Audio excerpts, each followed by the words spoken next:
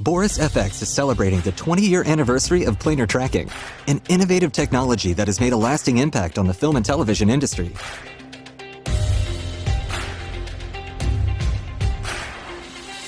Widely used by professional visual effects artists, planar tracking is famous for saving valuable time on common post-production tasks.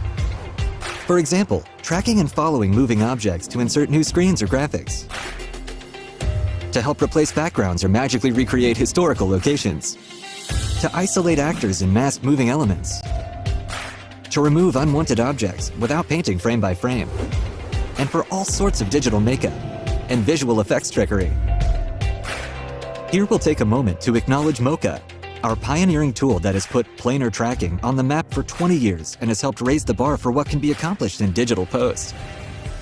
It started in the late 90s when McLauchlan made an interesting discovery at Surrey University in England. While researching computer vision algorithms to stitch panoramic images together, he found an efficient method to remove foreground objects from moving video footage. Learning that this was an important process for feature film visual effects, over time a team was built, the process was refined, and Moki was released. The first commercial software tool built on the planar tracking concept.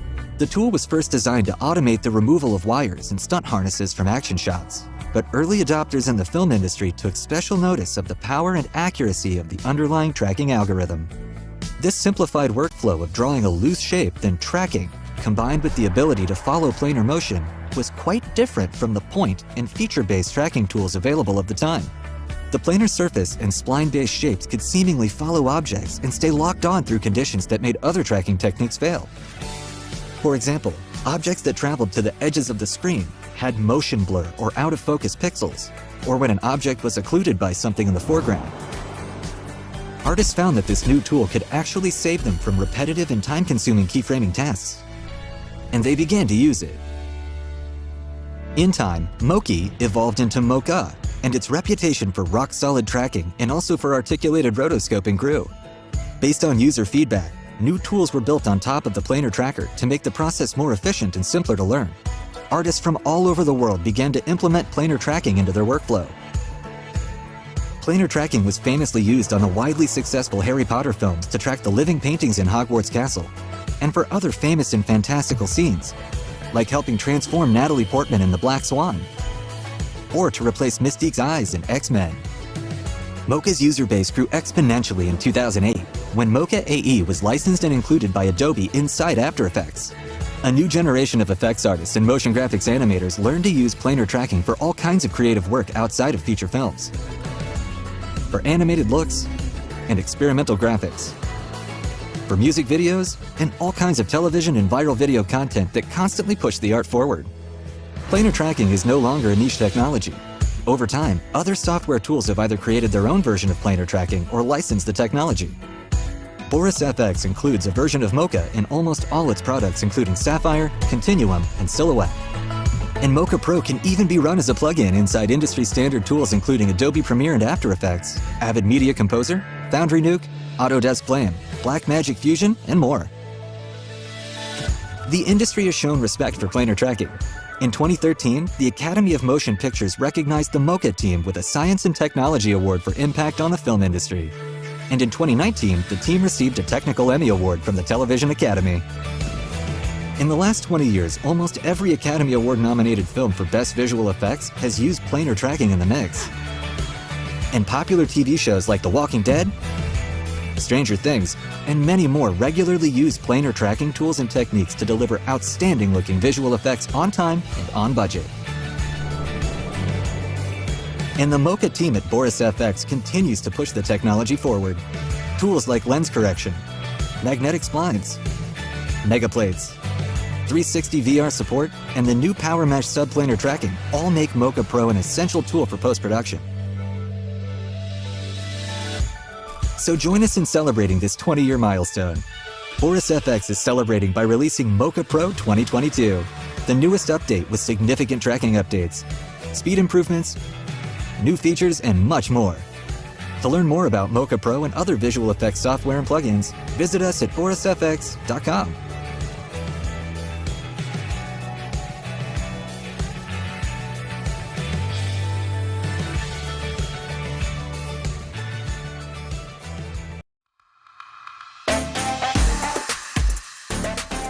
Welcome to Boris FX Live. Sponsored by Dell Precision Workstations. Create without limits. And by NVIDIA. And Intel. Hello. My name is Ben Brownlee and welcome to Boris FX Live. We have got a huge show for you today because we are celebrating 20 years of Mocha technology. In fact, 20 years of planar tracking technology, I should say, that you will find in Mocha today. So we're going to go all the way back and talk to some of the people who actually started it. We're going to be talking to the co-founders of Imagineer Systems, Allan Jaenicke and Philip McLauchlan.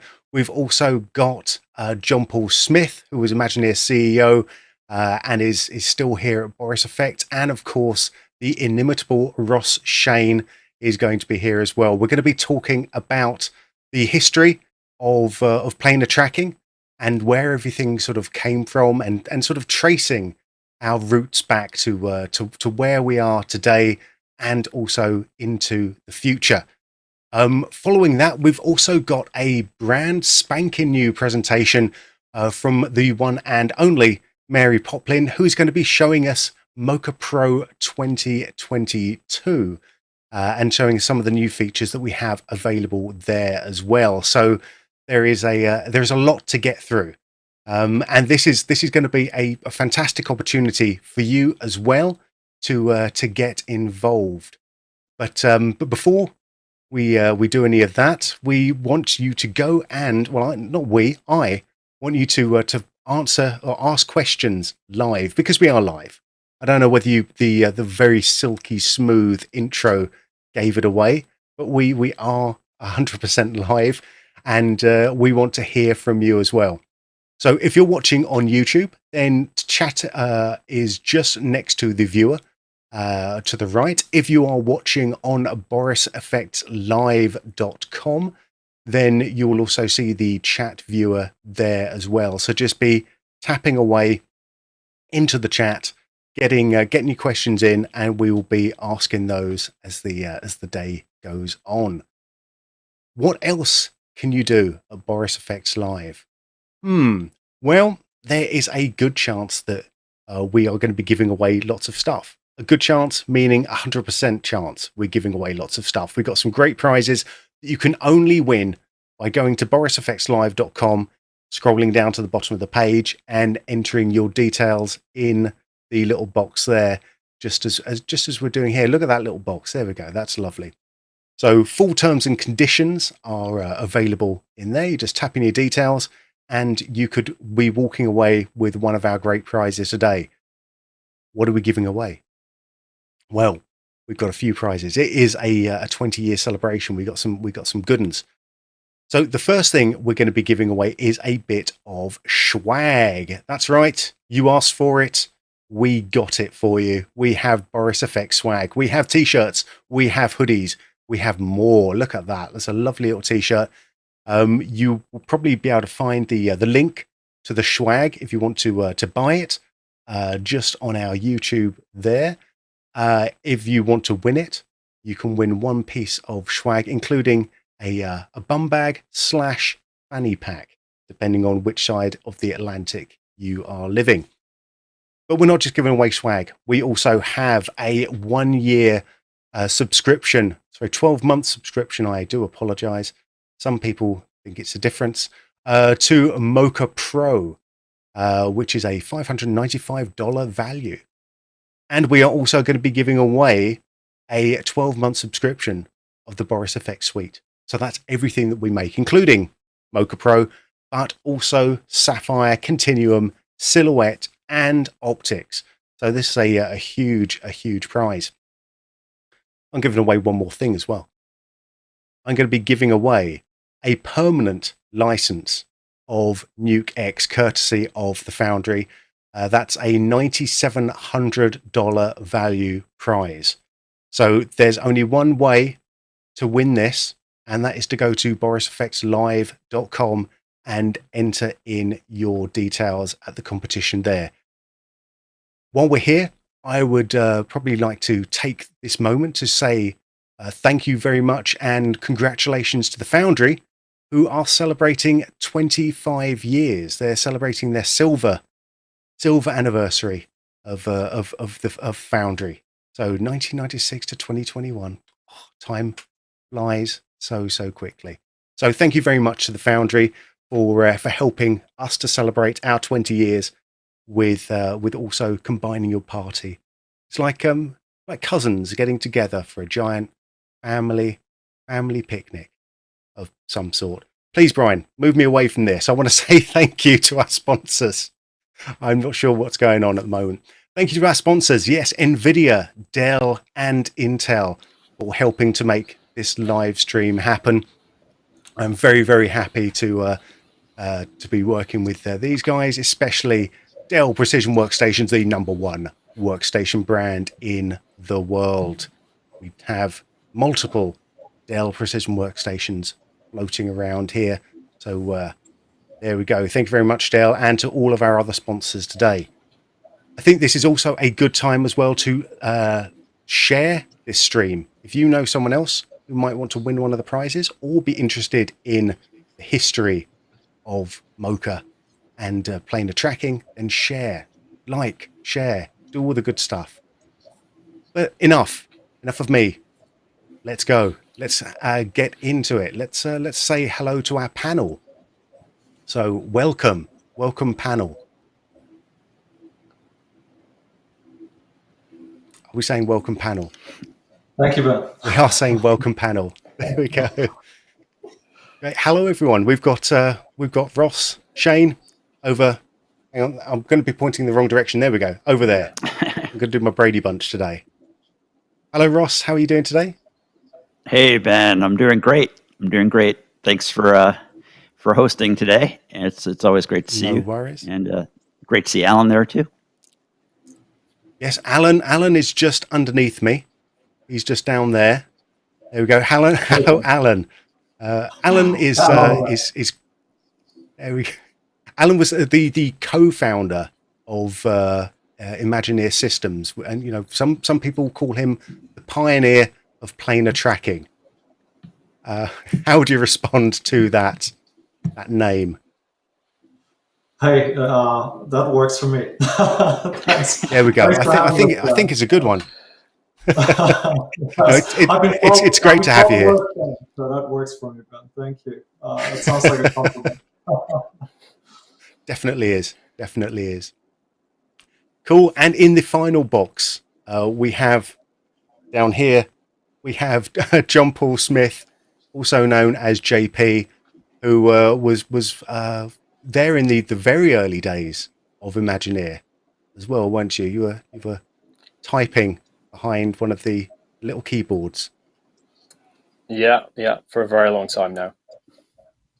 For a very, very long time. Very long time. Over 20 years, one would say. Yeah, about 20 years. I started in 2001. Yeah. Excellent. We do have another guest coming along a little bit later, but we will pick them up when we get to it. I think I'd like to start like going all the way back and sort of this is going to be to you, Allan, and sort of like talking about the concept of planar tracking and how that actually came about. Could you talk a little bit about that? Certainly. How far back do you want to go, Ben? All the way. Let's go. All the way back. So this all goes back to me coming to Philip McLauchlan one summer after my first year at university, and Phil at the time was working in a research department at the University of Surrey. And I needed a video camera because I wanted to go and take some pictures of the campus to essentially create a visual way of navigating that campus. So think about Google Street Maps, probably 6 years before that hit the market. So I went to borrow the camera, took some pictures, came back, talked a bit to Phil about what I had done, and he said, "Hey, look, I have this this robot in my lab, and one of my master's students didn't quite finish their final year project, which was some robot navigation software. Why don't you help me out for a few weeks?" So I did that. We hit it off and decided to, for the next summer, apply for a grant to do some research together. And the research was all about taking still images and creating large mosaics, so sort of 360 mosaics. And this was back in the days where we were working on Silicon Graphics workstations and so on, back in the sort of mid to late 90s. Now, at the time, we thought this was just sort of cool research, cool technology, right? Very visual. But Phil ended up taking a video of a tennis player. So imagine a panning camera following Stefan Edberg on a tennis course. And he ran that through this algorithm we had created to create the bigger mosaics. And what happened was that the algorithm created a video of Stefan Edberg. Well, actually, it was a video of the tennis court that previously had Stefan Edberg on it. And so we had this before video with a tennis player playing tennis. You see it there. And then we were left with essentially a large mosaic that could then be translated into a video that was just the tennis court without the tennis player on it. And so we showed this to the folks at 2D3, and they educated us on what wire and rig removal was, which is something that I think I practiced 5 years pronouncing appropriately so people could understand me. But that was sort of the genesis of it all. It was very much by chance. Now, you asked the question around planar tracking. We actually didn't really realize for the first probably couple of years of even having a product in the market just how important the planar tracking technology was that we had developed to make the act of removing wires and rigs possible. And hence the story around how we launched Moki and much later on ended up focusing just on the tracking technology that you see in Mocha. So I think that probably lets me bring JP in here as well then. Like what was it? How did you sort of join the company at that point? I mean, where was the company at that point, I should say? Yeah, well, I was at Imperial College studying computing electronics, and Allan had transferred. Allan was originally at Surrey University and then transferred over to Imperial. Allan did the 3-year degree and I stayed on for the 4th year, and he gave me a call towards the end of it and said, "Would you like to come and work at my company? Would you like to come and talk to me about that?" So at the time, and still today, the company was at Surrey Research Park just outside Guildford. So I came along for a job interview, and Phil and Allan, we talked about various things, and Phil showed me what was a prototype of Moki at the time, and he had a shot. I don't know if we've got it of him walking in front of a shed, and he cut his head off, so it just wasn't there anymore, which was pretty impressive. And so shortly after that, I came and joined the company. Yeah, there we go. And then spent the first year or so working on the Sparks plugin for Flame, which was absolutely fascinating stuff. I'd never done anything like that before. Most of my interest had been on the audio side, so I'd never done any work with video really. So it was a pretty steep learning curve, but absolutely fascinating being immersed into the world of visual effects straight out of university really. And I think that sort of, because what we're seeing here is obviously a much more modern UI. That's what Mocha looks like now. I don't know whether we've got a shot of what the UI looked like when it was first being made, because it wasn't like that. I'm putting Brian on the spot here. There we go. Yeah, there we go. So that's a slightly more refined version. That's version 3 of Moki. Version 1 was pretty primitive for sure. But the key elements were there though, really. Tracking, selecting your clips, and then the modules that you see in Mocha today, the remove module and the map module, of course, we had back then that we don't have anymore. But yeah, the key elements were there. So, I mean, going back to Allan again. Obviously, this is a project. Oh, sorry, an actual application we have here.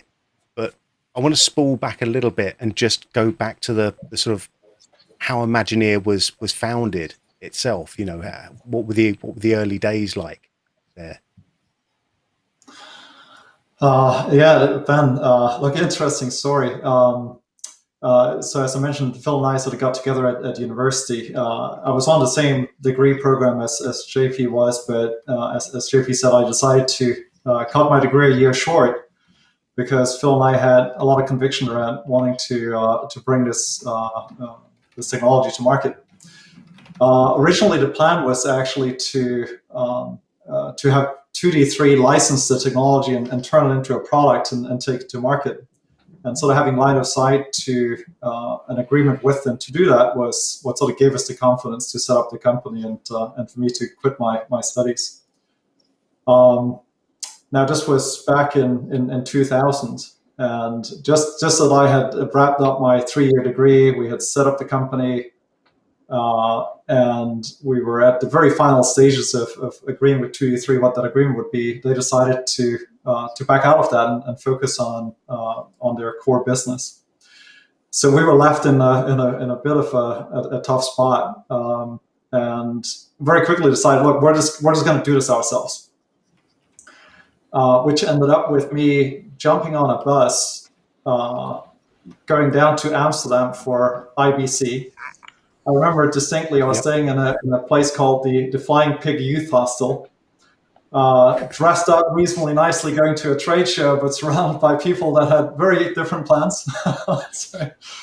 And just running around IBC, trying to get to know people that were doing visual effects and trying to understand how visual effects software worked. Looking over the shoulders of people doing demos of all the flames and other applications that we would find at the time. So just we decided just to jump in both feet first and learn about the space, and started developing the product.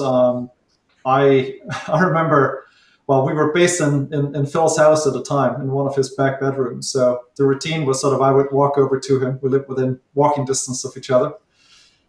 We would code most of the day. There would usually be a game of tennis at some point during the day. And every now and then, how was your tennis, Allan? Say again? How was your tennis, Allan? Oh, my tennis is getting much better, actually. My wife is getting me back into it. So the last 6-7 months, my game has gotten better. So I'll take you up on a game one of these days. Great. But anyway, we were. So every now and then I sort of mustered the courage to pick up the phone and call a VFX company in London, like the Mill or other places, which was scary at the time, right? We knew not much about visual effects. We had this idea, but we knew we needed to talk to some customers about what they needed. So it was an interesting start, not I guess too different from any other smaller companies that start out. It's a roller coaster ride. So I'm going to introduce Phil here as well. Phil McLauchlan is the other co-founder of Imagineer Systems. We've been talking about you. Okay. Welcome to the stream. Thanks, Ben. Yeah, I'm sorry I couldn't join properly. I don't know computers very well. It's just not my thing. I don't know. No, what's wrong obviously not. Technology is the bane, obviously. I mean, I've got just going back to those early days. Then, how did you move from these technology demos into a piece of software that people could buy? I mean, what was that transition like?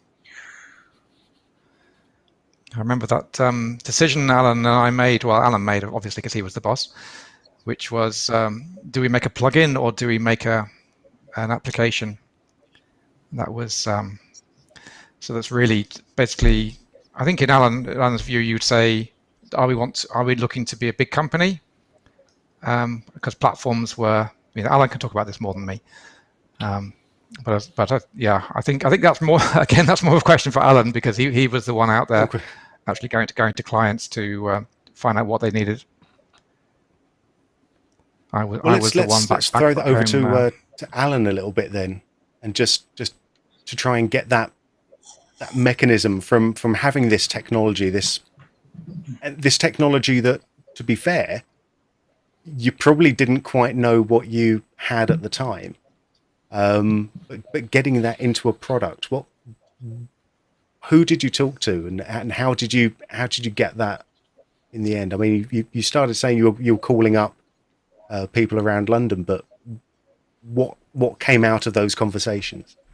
Yeah, no, exactly. Look, we, as I said, a mix of, it was sort of all about going out there, talking to people that were doing the work, whether that be at a trade show like IBC or phoning up facilities in London and getting a sense for what they needed. The other thing that happened, and this was probably sort of six months into having started off full time on this, I recall we were looking for a Silicon Graphics workstation because we had decided we needed that hardware, given that our customers were working on it as well. And we got in touch with a distributor of Silicon Graphics equipment, and through them actually got in touch with folks that had worked for Avid on the marketing side of the business. And so we managed to build some relationships, both directly with some of the post houses in London, as well as through, for example, this Silicon Graphics workstation distributor, and started to get some advice and guidance on what this should look like. And now, as Phil was alluding to, we sort of faced this choice early on of what do we want to be? Do we want to just develop plugins, or do we want to develop a product and have the opportunity to expand them more broadly? And we obviously ended up doing both. As you heard from JP, he was brought in to develop that early Flame plugin that we had. But we also very much knew we wanted to do more things and not be constrained by the plugin interface that we were given by these various systems. And ultimately we had bigger plans. We wanted to do more and have bigger impact on the space. So we set out on a path of doing a bit of both. And look, the early days, if I recall, Phil, right, you were working on some of the core algorithms and fine tuning them. If you can imagine, when it comes to video, it's you can never quite predict what you're going to get. And so while this worked on the video with the shed, or we have other sort of videos that we used in the early days, every time we got a new shot, there was some new complication we hadn't thought about before. Whether it be, like you see here, changes in lighting over time that we needed to deal with. So we needed to figure out how to adjust the algorithms to do that. And Phil, let there be no doubt, Phil is the smart guy in the room who actually understands algorithms and math. So he was working away on that while I was starting to put a UI around this.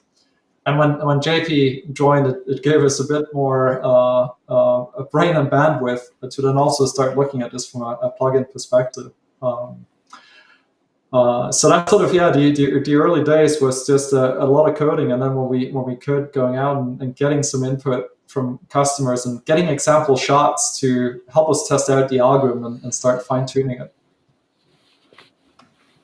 Cool. And so we ended up with Moki. That was the first product there.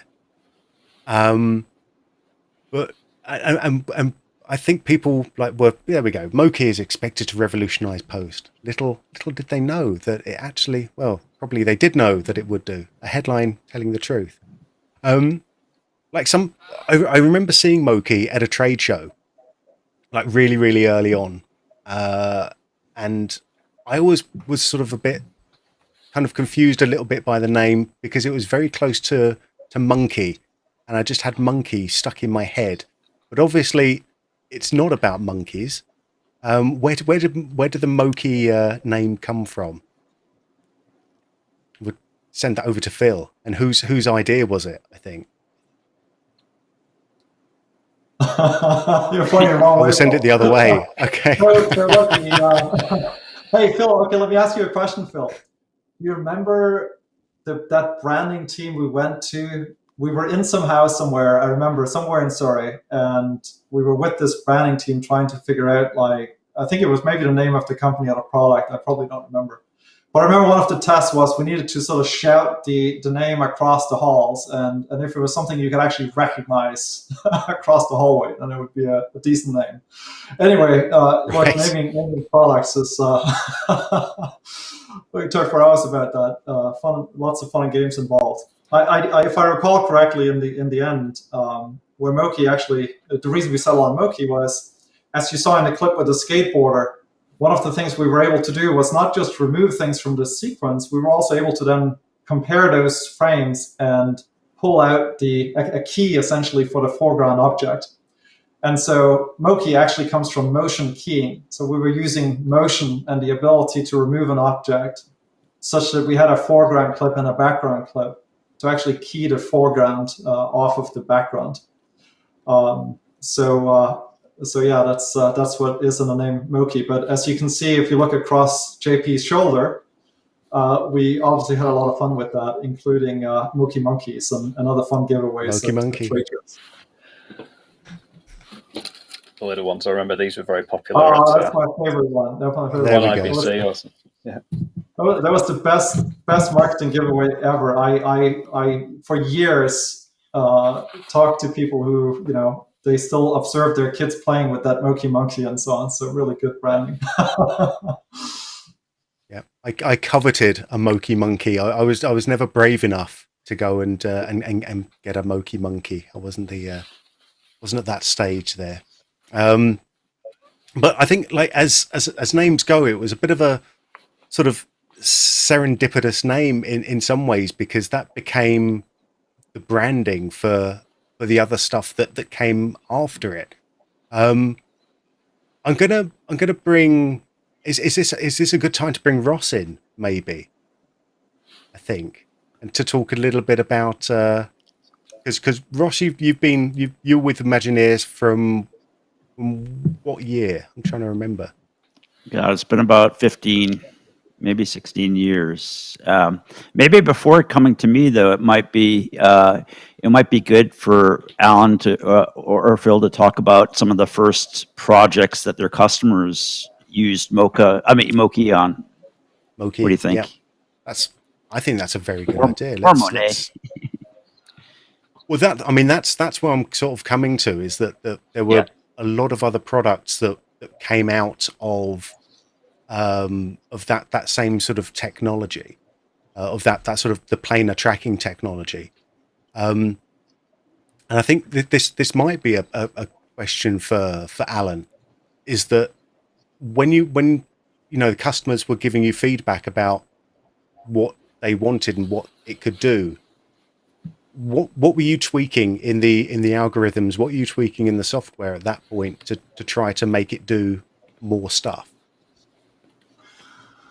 Look, it was a ton of different things, including, as I mentioned, things where it was just very context dependent, right? So think about all the challenges you can run into, like, okay, the lighting change, and so there is a ton of film grain. So we ended up licensing. Shoot, I can't remember the name anymore. We ended up licensing a library. Say again, JP? Grain surgery. Yes, grain surgery. We ended up licensing grain surgery because we needed to put film grain on there. Then we ran into all sorts of issues around all the tests we had done early on were really with sort of video type resolution. And then we started working in 2K and HD, and the clips got longer, right? The data got higher. So then we ran into performance issues and needed to be able to process things faster, and started wanting to use GPUs and what have you not. So just every clip was a bit different and threw a different set of challenges. So in the early days, it really very much was a mix of selling the software, but then also partnering with the customer to make sure that they could at least solve their first project. I distinctly remember one year where I think I had been in Hollywood sort of mid-December, walked into to one of the places there. They were working on, I believe it was Flyboys, if I recall correctly.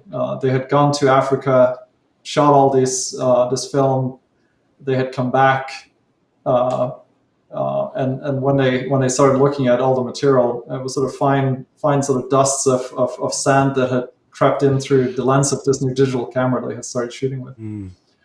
So ended up showing them a demo. They liked it. They bought a license, and then I canceled my New Year's celebration and flew over to Hollywood to work with them for a week to train their artists on actually using it in this particular scenario. So there was a ton of that going on. I remember lots of late nights of Phil and I working in his house, tweaking the software, fixing bugs, just to make it work for a client that we had sold the license to in the prior week. It definitely very quickly became our life, and there was long days, long hours involved, and well, it's the same frankly for JP. So.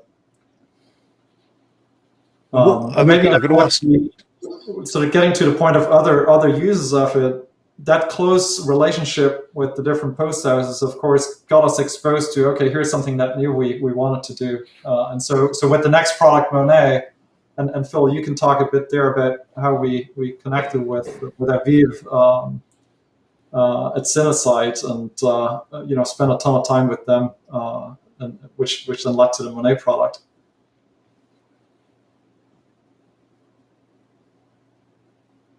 Yes, can you talk a little bit about that? Monet was obviously, that was the next product that came out. So what did that do, Phil, that Moki didn't do?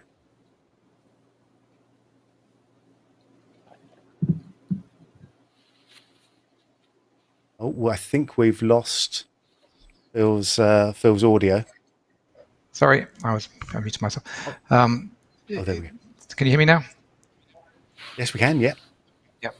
So Monet was a compositing product, so it was designed for doing compositing, but the kind of distinctive nature of it was the kind of effects you could apply. So we were looking at reproducing shadows and highlights back onto footage without using too many, but basically trying to do it in an automated way. So that was the main extra feature that you get with Monet. And one story I remember was with Aviv. I was tracking one of the shots in Harry Potter: Prisoner of Azkaban, one of the old master shots, and obviously trying to impress him with what Monet could do and planar tracking could do. And I realized that in the middle of the shot there was a missing frame, and also that with Monet I could essentially recreate that missing frame from the frames around it by using the tracking information, and there was a feature already in Monet for that. So I showed him Aviv, and I showed it to Aviv, and I thought, hey, he's going to be impressed by that. And he said, Phil, this is amazing. I'll take it away and decide what to do. And then an hour later, he came back and said, we decided to reshoot the whole thing. So kind of rather burst my bubble. And then the other. Sorry. No, carry on. No, sorry. Yeah, the other. I was going to say. I remember with. Here we go. We're doing that thing. We're talking back and forth. You go. You've got a better story.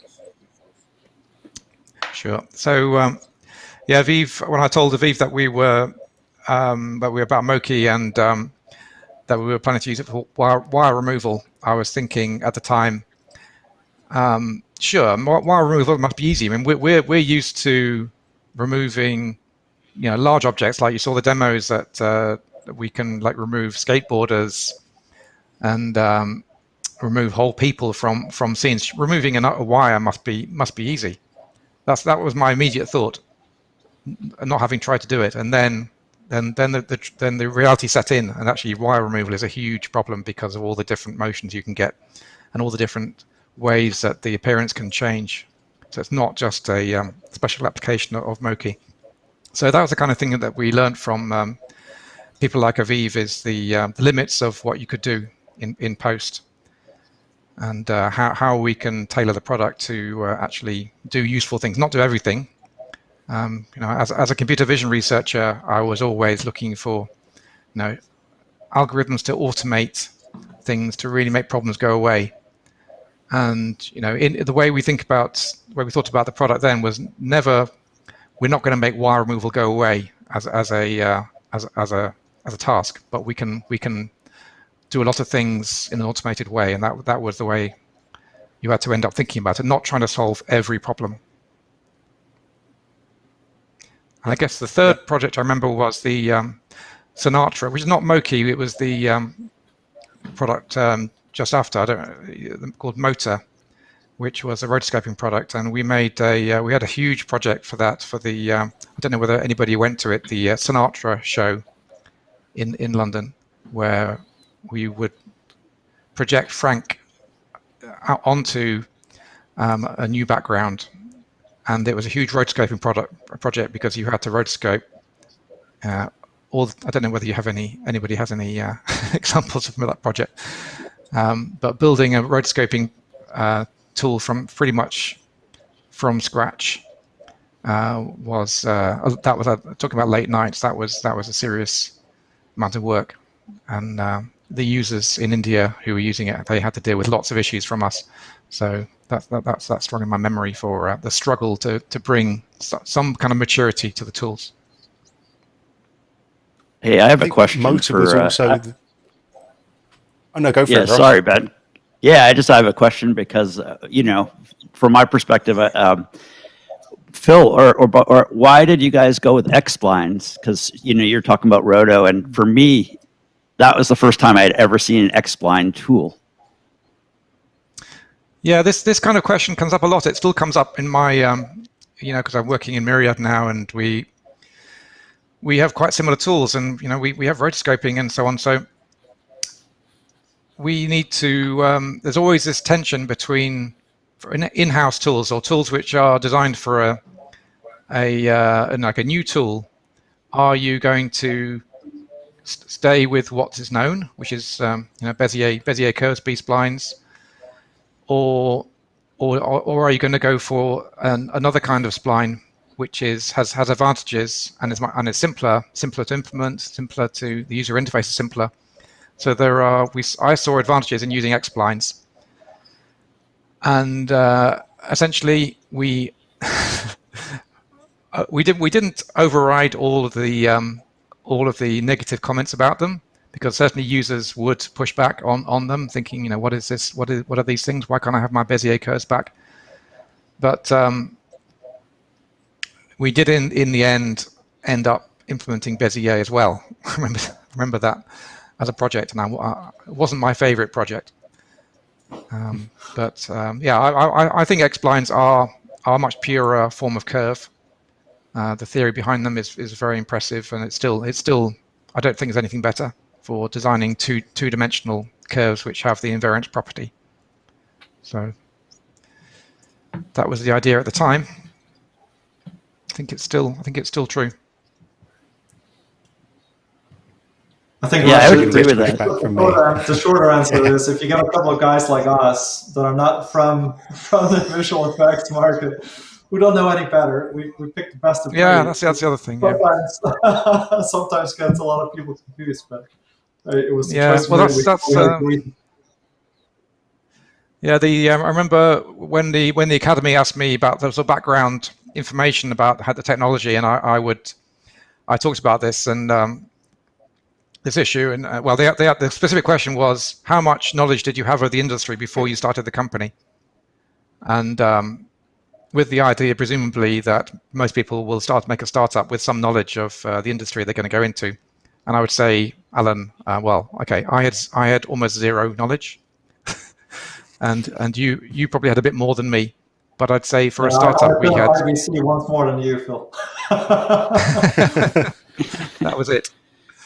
And talking to the 2D3 guys, and that was pretty much it. So yeah, we had no reason to do things other than the way that we thought was best. And I think that's kind of an interesting way of approaching it as well.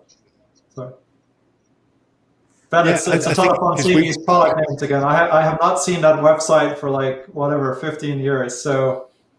So obviously, Moki, we just explained the name of Monet was because we were working on these portraits in Harry Potter. Mocha was roto backwards. So we basically had this game of MO, and then we need to find something that's relevant. Moxel was about pixelating the images, but now I get it, Mofex. I was just about to ask. I don't even remember Mofex anymore. So thanks for pulling this back up. But you're right, that was the Shape plugin. Awesome. Thank you for reminding me. I mean, I think it's probably a good time for me just to take a quick break now to just say to everyone who's watching us on the stream that if you are enjoying what you're seeing, it's time to hit the little thumbs up button down at the bottom. If you're watching on borisfxlive.com, there is nothing to stop you from hopping over to YouTube to hit that little thumbs up button and then popping away again. If you're not watching on borisfxlive.com, then you are missing out on a chance of winning some great prizes. We are giving away tons of stuff today, including Boris FX swag, a 12-month license of Mocha Pro, a 12-month license of the Boris FX Suite, which includes Mocha Pro plus everything else we make, and also a permanent license of Foundry Nuke X. That's our biggie for today, because Foundry are celebrating 25 years and we are celebrating 20 years. So we have a nice big birthday party.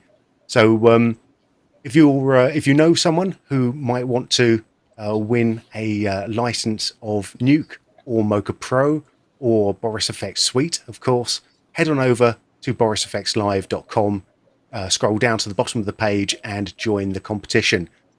Yes, like and share, do all that fun stuff to help us in the YouTube algorithm. And with that, I've got more questions. If you've got more questions as well, people out there, you can also write them in the chat. We will get to questions in a little bit.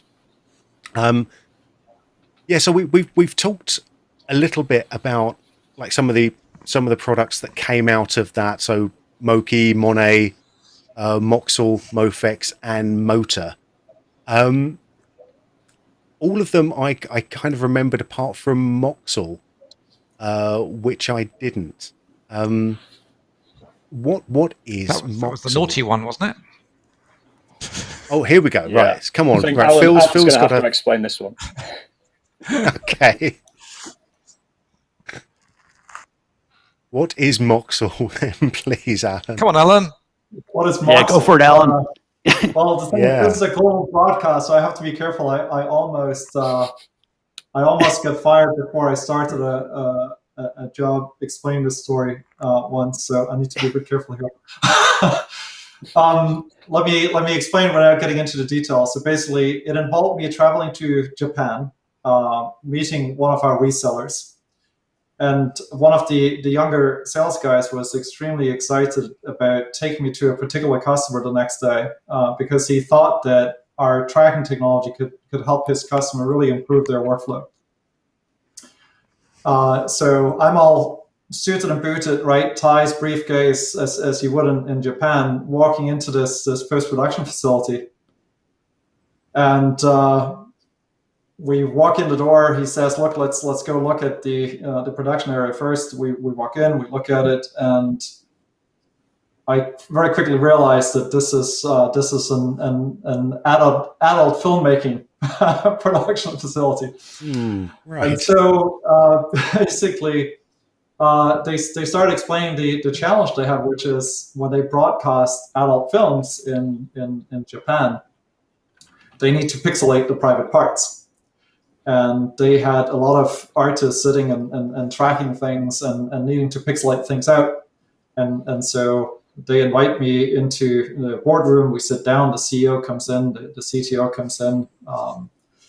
The CTO pushes a hard drive across to the reseller, and the reseller pushes it across the desk to me, and he says, Allan-san, can you please demonstrate how your software would help us pixelate these private parts on the client's video? So I plug the hard drive in, I bring the video up, and I start showing them how effective our Planar tracker is at pixelating, or at sort of tracking things that are moving around in various ways on the screen. And so I come back to JP and I'm like, JP, I have another product idea. All we need to do is we need to add a pixelation algorithm inside the spline, and then we've solved the problem that Japan has. And so we developed this Moxel product, which particularly was sort of really specific, a very specific use case.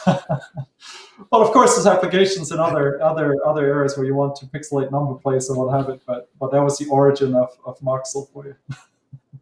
The clean version. I just noticed on the website that it said very euphemistically to help with standards and practices. Yes, exactly. Yes.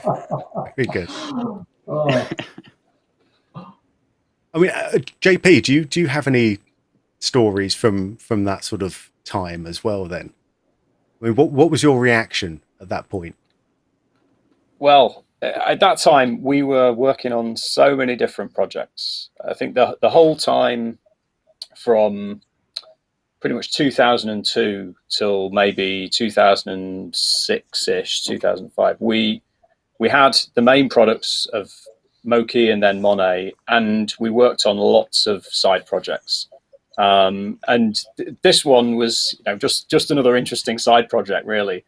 That Allan came back just like that, say, can we have a new product that will track and pixelate at the same time? And I remember, I think it was Nick Moulton maybe did the coding on that, and we produced it pretty quickly, if I remember rightly. And yeah, I don't know how many people ever bought it in the end, but yeah, it was another one of those interesting side projects.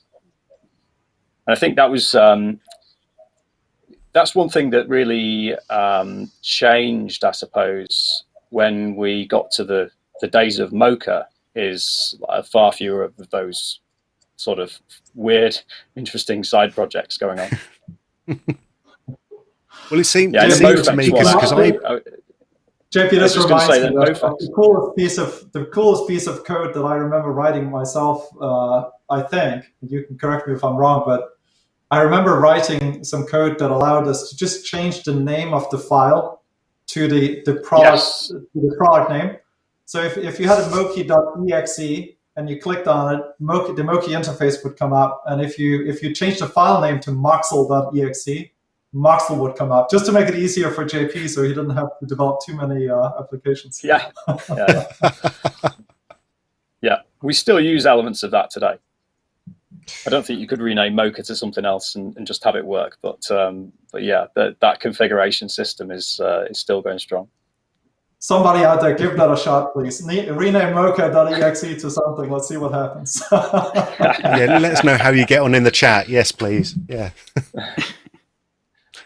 I mean, I think I'm going to come back to Ross now. Oh, sorry.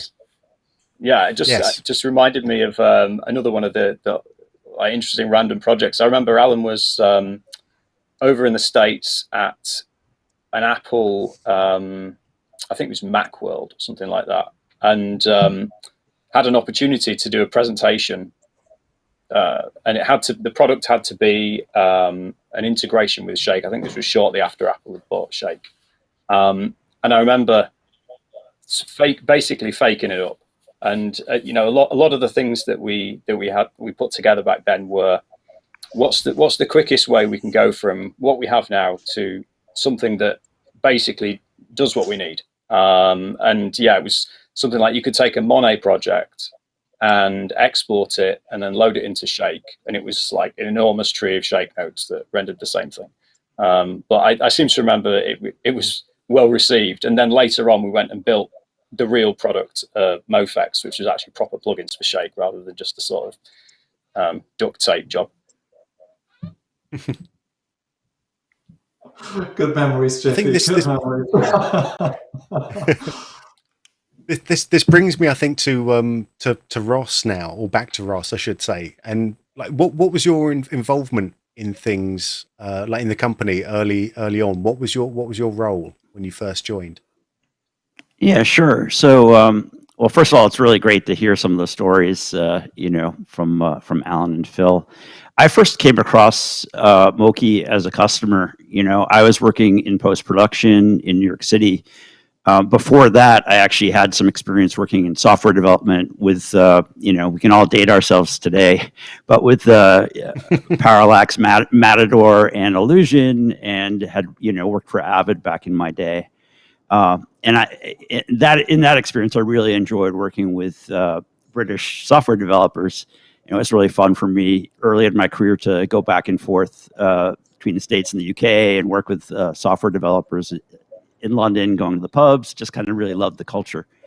Anyways, I was working in post in New York City, working on Flame and Avid DS on commercials, and came across a shot where we couldn't track the shot. And I had tried, Moki a bunch of times, but I think in context, especially back in the day, for someone who's like working on a Flame in commercials, and maybe it was the learning curve or the interface, or there are lots, potentially lots of things about Moki that were great, but was also challenging for someone who had to deliver a shot within, a half hour or an hour. But this particular shot that came across my desk, the editor had basically sold the client that we had to track this pure red wall, and there was like no texture on it. And so the advertising client, once they have an idea in their head, we couldn't back away from the creative. So we tried it in Flame, we tried it in 3D trackers, and that's actually kind of interesting to think about at the time. The state of tracking, Flame was basically one of the first softwares that had tracking, and they had a point tracker and they had a 3D tracker that wasn't very good. The Avid DS tracker was terrible. I'm sure people who are listening who might remember that would agree. and the After Effects point tracker at the time was just, it was very, very challenging to use. So beyond that, you would have to go to like a dedicated 3D tracker like Synthesize or Buju, which are expensive and hard to use. So we ended up basically tracking it with Monet and taking that tracking data out to Flame, and it worked brilliantly. And it gave me this idea. I think at the time I had just had my daughter, and she was an infant, and I was getting a little burnt out on post-production, and I was coming back to that, thinking about the days of working with the UK software developers.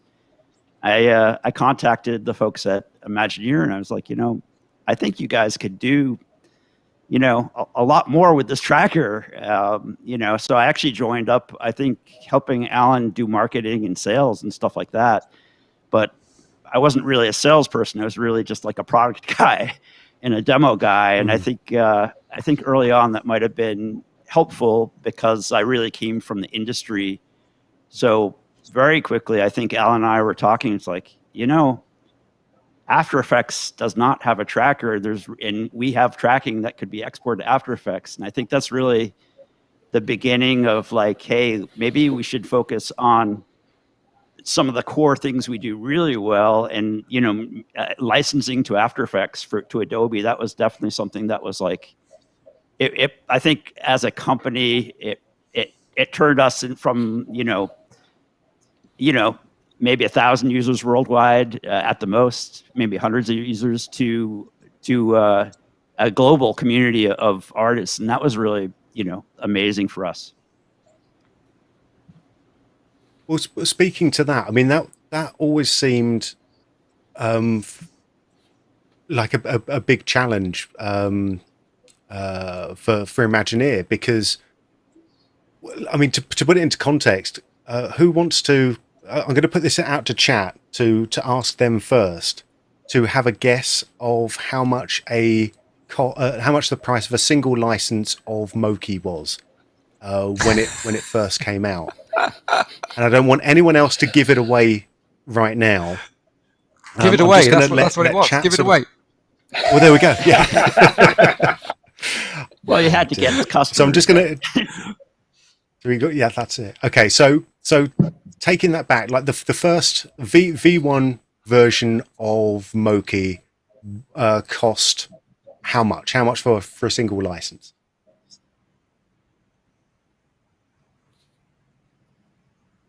Are you asking us, Ben? And the real answer is I'm now going to ask. The real answer is from you guys. Who's got it? Oh my God, like 25,000, something like that. Yeah, at one point it was 20. Yeah, 20 US. Oh, it was 10,000 when we first launched it, wasn't it? 10,000 pounds. It got more expensive later on, but it was £10,000 when we first launched it. Yeah. Alan, what's wrong with you? How can you not remember? I'm in dollars. I'm in dollars. But at the time, to put that into context, though, you know, at the time, so I'm good. to help put that into context, at the time, you know, a Flame system was over $100,000, and a Quantel system was very expensive, and it was much more the days of boxes versus software. So, or even in the film restoration industry, JP, what's the name of that company? I forget. You know, there are a couple companies that specialize in hardware for restoration that were quite expensive. So I think, you know, it's not like it was a crazy price, but at the same time, no, I mean, and it was right around the time where like the desktop software was just beginning, you know, the desktop computers and software were just beginning to catch up, right? So, and Brian's playing a clip. I think this is a James Bond film, right, Alan? Oh boy, I don't remember this one. I think this is Skyfall, maybe. It's Casino Royale. Or Casino Royale. Casino Royale. Yeah. That's the one. Yeah. I think it was. Yeah. But Ross, you're spot on. At the time, right? This is when the systems were super expensive, and I recall sort of, I guess probably a few years into it, we were starting to talk about how Apple was coming along, really wanted to democratize it, right? Their hardware was increasing in performance, and you could start to do more and more on a desktop. So it was sort of inevitable that the prices, you know, got to where they are today, but it was not completely absurd at the time. Given the amount of time and so on, we could save some of the artists on these shots. So yeah, not at all. This is some that shots goes from.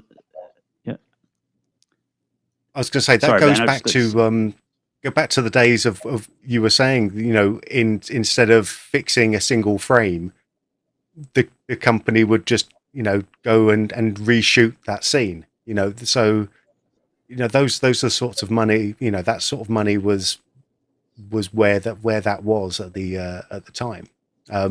Obviously opening up the product a little bit and making it more accessible, not just in terms of price, but in terms of systems. As systems got more powerful, that obviously puts a different complexion on things. I mean, Ross, you might actually be able to answer this a little bit about the challenges of bringing Mocha out, which is, well, let's take a step back. You know, at some point Mocha became Mocha, and what point was that thing? Yeah, I think that was that, you know, we'd come out with Motor, which was the rotoscoping application, but at the time, I mean, the sort of landscape for rotoscoping, you know, the amount of customers that were using a dedicated rotoscoping application was not huge, and maybe it still isn't in some ways. We know that a lot of, you know, there are a lot of outsourcing companies these days, and it has certainly grown. So I think the early Imagineer, we were always shifting, like JP and Allan have sort of said. So as soon as Motor came out, we sort of said, well, hey, actually, we should probably come out with a product that also exports the tracking. So that's how Mocha came out. And I think also the Mocha interface was beginning to kind of get developed in a way that was, I think we were putting a little bit more into the user experience, whereas Moki and Monet were kind of modeled a little bit after maybe a Flame or a Quantel sort of user experience. With Mocha, we were beginning to sort of think about the user experience more with like proper layer systems and icons and kind of key shortcuts and sort of beginning to understand a little bit more of the types of artists and they needed to get in there, do the tracking and get that tracking data out. And I think that's also a really interesting thing is like Mocha was really one of the first applications to come out and say, hey, we do 2D tracking. We're the best at it. But the goal was to export to almost every format that we could. So we would export to After Effects. I think someone meant Shake. We added Final Cut. What else? Avid, Flame. And then Nuke obviously came out right around the same time. So, I think we quickly realized like exporting, supporting as many formats as possible was definitely a key to our success. And it was quite a shift actually from what we'd done early on. So you think about the first few years of Imagineer, it was all about developing really sophisticated algorithms to do really hard things like, matte and objects against any background. And then when we got to Mocha, it became much more about focusing not on the sophisticated algorithms anymore, but actually on making the tracker really usable, getting the data out into every package that a user asked us for, and focusing on more about making it a rounded, easy to use piece of software. Much more focus on training and performance and all of these sorts of things. And actually, I suppose we've gone through that now to get to a point where now we actually have started developing new algorithms again. I think there was a while there where we were really just completely focused on the product aspects, and then the last few years we got to the point where we could go back really and focus on improving some things that we've been thinking about for a long time, and actually things like the mesh tracking and implementing VR support and that sort of thing. Yeah, I think as the business changed and we kind of went from a company that was trying to sell more expensive software that you might sell one or two to one company and we changed into selling multiple seats to many companies. That's when the user feedback comes in, and we start getting feedback from artists using our tools in all kinds of applications. And so that's really where we spent a lot of time just kind of making the product better. I think in our early days, I think of some of the key things, for example, the early days of right after Avatar came out and stereo conversion became, everyone was going down this path of, they basically had to roto tons and tons of rotoscoping everything in a scene. And so we were seeing a site maybe have 100 seats of Mocha. That's where we really had to make sure the software worked well for, where artists were actually going to be in the software for 8 hours a day. So it's a much different sort of scenario than when you're focusing on, one small task. The software had to become very, very robust. I think I've got a question from chat, which I think would be really good for Phil. Zach asks, are there any advances in the industry that necessitates sort of revisiting those algorithms, those core algorithms? And I think as the father of planar tracking, who better to ask than you?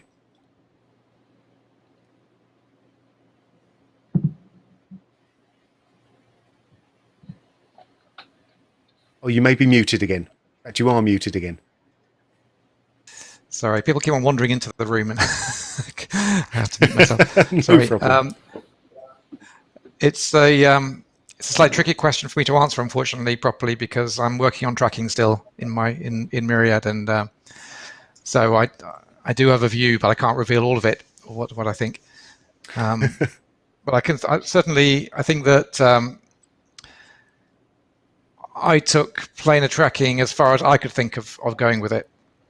By the time I left the company, I mean, there was a glimmer of the ideas of doing the kind of the mesh tracking idea, but I never got very far with it.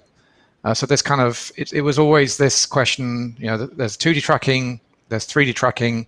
Is there anything in between, which there's where there's some useful kind of level of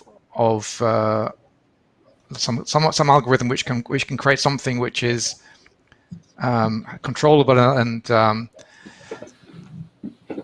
kind of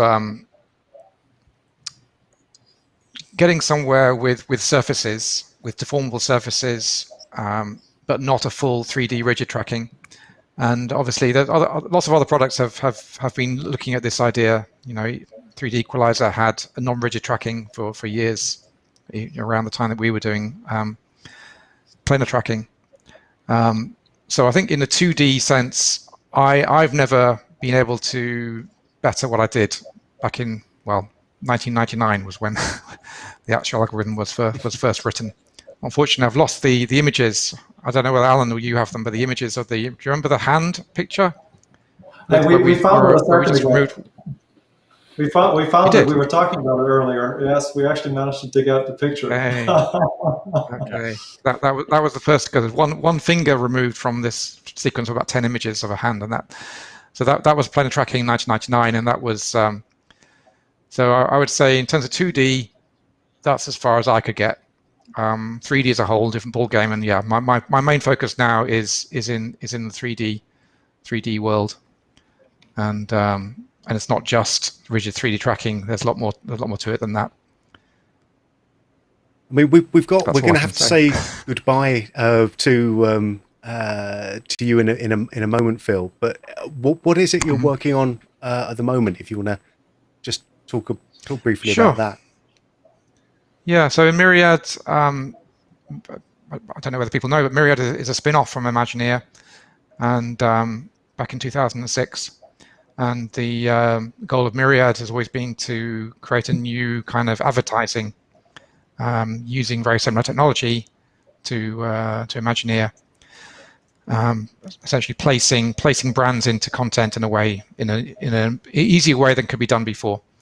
So tracking is a big part of that.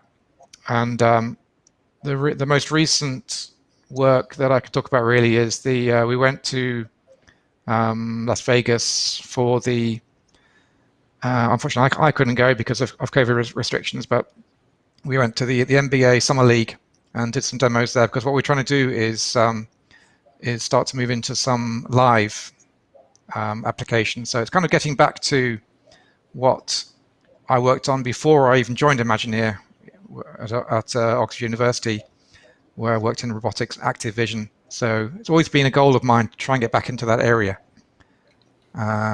So that's really what my focus is right now, is in live, embedding new kinds of effects into live footage. Right. So yeah, that's my area. Excellent. And Allan, apart from improving your tennis game, which is obviously moving in leaps and bounds, what are you up to nowadays? What am I up to? So so I left Imagineer also back in 2009, moved to Boston, did an MBA for a couple of years. And I probably came with the idea of, look, I'll find some smart engineers at MIT, start another company. And then had the thought, look, having started Imagineer out of college, I actually never worked in a large company. So, probably a good opportunity to, sort of get an understanding of how a large company works.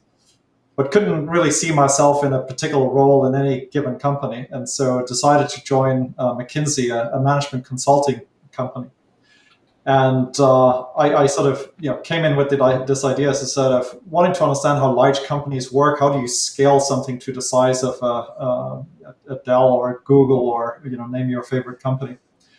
So the experience took me on this interesting journey, though, where initially I worked with these large companies on strategy and other topics, but over the last sort of 5-6 years, essentially. It took me down a path of teaching these large companies how small companies work instead. Most large companies are very bureaucratic, slow-moving, right? Have challenges getting products to market quickly. So my focus has been on large organizational transformations that have helped large companies become more like startups, more nimble, more agile, getting products to market quicker. So.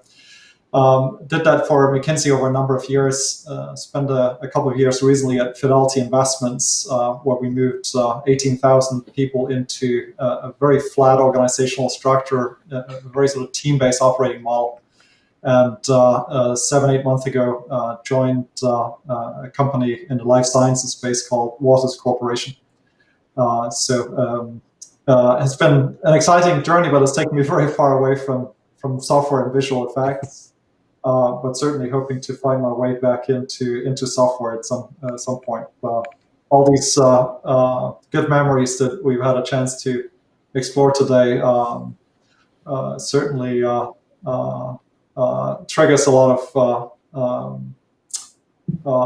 as I said, sort of good memories and good memories of building products and in particular building software products. So thanks for the opportunity. Really appreciate having had the chance to be here. No, thanks to you. Yeah, it's been wonderful, and I really do. I wish we could keep talking, because obviously we've got lots of other stories that I'm sure we could uncover. But unfortunately, we have to move on just a little bit. But I just want to say before we go into giving away prizes and things, I want to thank you very much again, Allan and Phil, for joining us today. It's been wonderful talking with you, and hearing some stories that I've never heard them before. It's been really wonderful. So thanks very much for your time. Thank you very much for inviting me, Ben and Brian. It's been really, really fun. Thank you very much. We'll see you at the 30-year anniversary then. I'll be around. There we go. Excellent. All right, folks, don't go anywhere. We have much more stuff coming up, but we are going to be giving away some prizes now. We have got a lot of prizes to offer today. It is our 20-year anniversary of celebrating Planar tracking, so I'm going to give away some stuff. Are we ready in mission control for giving away our first prize? We have the tombola ready. It's rolling. Here we go. We have got our first prize is going to Cesar Vargas. You have won a piece of Boris FX swag. Congratulations. That is one item of your choice from our YouTube store. We have hoodies. We have t-shirts. We have caps. We have ladies style tops. What else do we have? We've got loads of stuff. Go to look at our swag store and find out some stuff. I also want to give away a 12-month subscription to Mocha Pro, and that is going to Jennifer Igiri. Jennifer, congratulations to you. You've won a 12-month subscription to Mocha Pro. You won that by going to borisfxlive.com, scrolling all the way down to the bottom, and then entering your name and email address into the competition box there. We have more stuff to give away. Later on, we will be giving away a 12-month subscription to the Boris FX Suite. That is everything that we make, including Mocha Pro, Silhouette, Sapphire Continuum, and Optics. This is a big prize. It's a 12-month subscription worth $12.95. That's $1,295, not $12. $6.95. We are also very happy to be giving away a permanent license of Nuke X, courtesy of Foundry. They've been very generous because they are also celebrating a big birthday. They are celebrating 25 years. So thank you very much to Foundry for giving us the Nuke X license there. Go to borisfxlive.com to join the competition. If you're watching on YouTube, there's one other thing I'd like you to do. Just hit the little thumbs up button for me. It costs you nothing.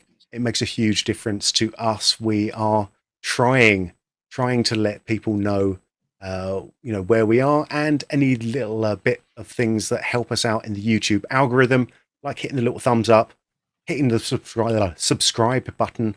All of those things help us out, quite a lot. So I'm going to take a very, very short break here.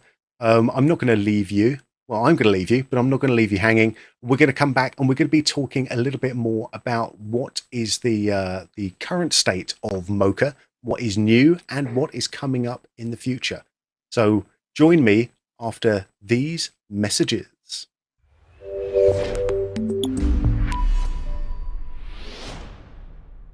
Boris FX, congrats on 20 years of making excellent top-tier software. Seriously, Mocha has saved our butts so many times, trying to track some hard 2D stuff. It's made our lives easier, so thank you so much for making that stuff, and congrats again. Hey Mocha, I wish you a happy 20th anniversary. So we have known each other for half of your life now, and together we went through the good times and the deadline times. Hey, but there was never an issue you couldn't keep track of, which made you my weapon of choice from day one. And over the past years, you've proven time and time again that this was the right decision. Happy birthday! Hey guys, Nacho just here from Spain. I've been using Mocha Pro for almost 10 years, and seriously, it's amazing. It saved me a ton of time of tracking and a lot of tasks. So if you want to get into the VFX industry, I totally recommend you giving it a try. And of course, congrats to the Mocha team on the 20th anniversary. That's amazing, guys. Keep rocking. Hey, Cully from Skelly Effects here. Happy anniversary, Mocha. Been using you guys ever since you came out when you were called Monet and Moki. I was doing tracks back then that nobody could understand how fast and how accurate they were coming out. Got a lot of work from that. Much appreciated. We use it every day now and can't be happier. Thank you so much for everything through the years. Can't wait to see the new stuff that comes out. Here's to another 20.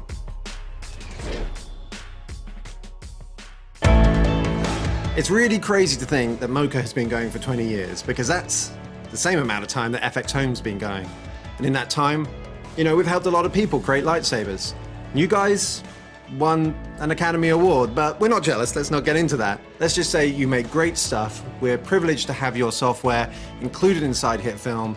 Our over 6 million users around the world love it, helps them with their roto, their planar tracking, and saves them time. A lot of time. So thank you guys, and congratulations on 20 years. Hi, I'm Victoria from the After Effects team at Adobe, and I just want to say a huge congratulations on 20 years.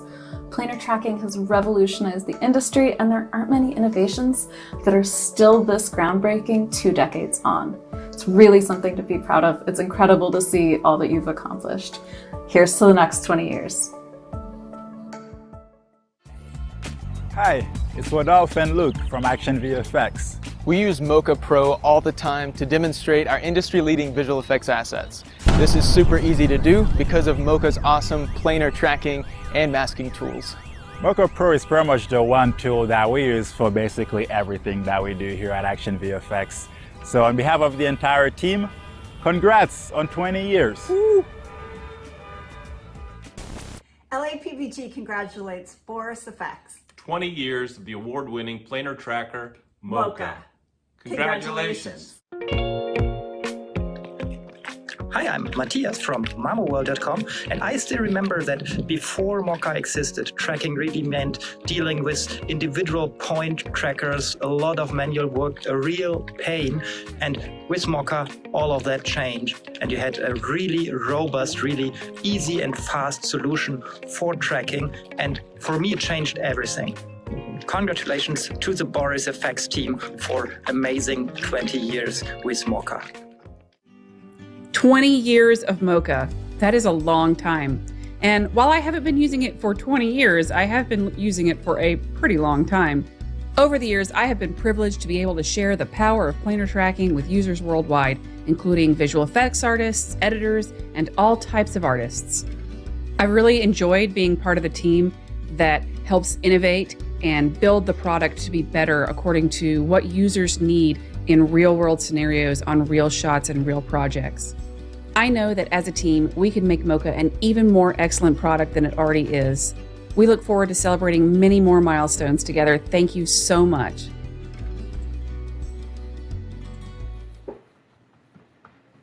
Hey, well, that's great. Thank you very much to everyone for wishing us well and sending in those videos. That's wonderful. It's good to see some old faces as well. That's really great. We've got a bit more show for you, obviously. So we're going to come and talk a little bit more about Mocha and planar tracking. And I've got a new guest here. You will obviously recognize our new guest. It is Mary Mocha Poplin. Hello, Mary. Hi, Ben. How are you? I'm doing very well. Thank you very much. I think you're back with the flowers, which is lovely. Very nice, subtle flower today. Which is wonderful. I decided I'd go with the smallest one, really. That's perfect. That's perfect. I've also just been told that it's someone's birthday here today. I don't know. It looks suspiciously like Mr. Ross Shain is 1 year older today. Happy birthday. You're getting a lot of happy birthdays in the chat now as well. I don't know whether you've seen that. Okay. Well, no one told me, otherwise I'd have baked a cake. Turning 28 years old is a great thing, so I appreciate it. And they say post-production doesn't age you. It's no, it's great. It's great. It's great to see everyone here. This is my Mocha squad. This is the present day face of Mocha, which is wonderful. And I want to just talk a little bit about Mocha in the present, and like just to sort of put a cap on where we are really, because Mocha's been in constant development for 20 years now, as we've been talking about. And there's been lots of exciting changes, even in the last couple of years. I'm going to go round and ask everyone what their favourite new feature has been in the in the last couple of years. We've got a lot to choose from, so I'm gonna see what's what before I prime the pump. And I think I'm going to start with the person that I affectionately call the birthday boy, not just today but every day. Ross, what's been your favorite new feature? I can only pick one, Ben.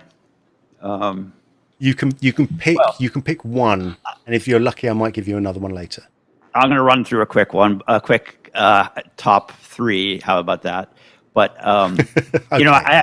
I actually think for me personally, making Mocha into a plugin, I think that was huge for me personally. I mean, I love the standalone, but most of the time when I'm personally using the software, I'm using it in context with, with Adobe, with Nuke, with, even Flame.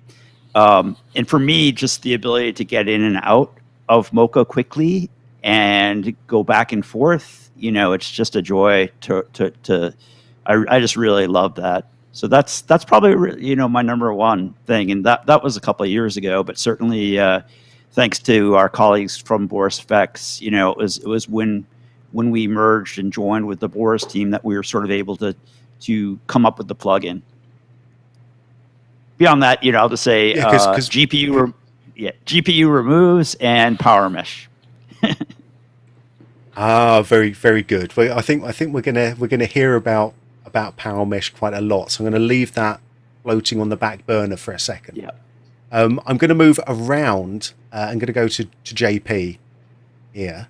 What's been your favorite? Because you're obviously coming at this from a slightly different point of view. Yeah, I think it's hard to top Power Mesh, really.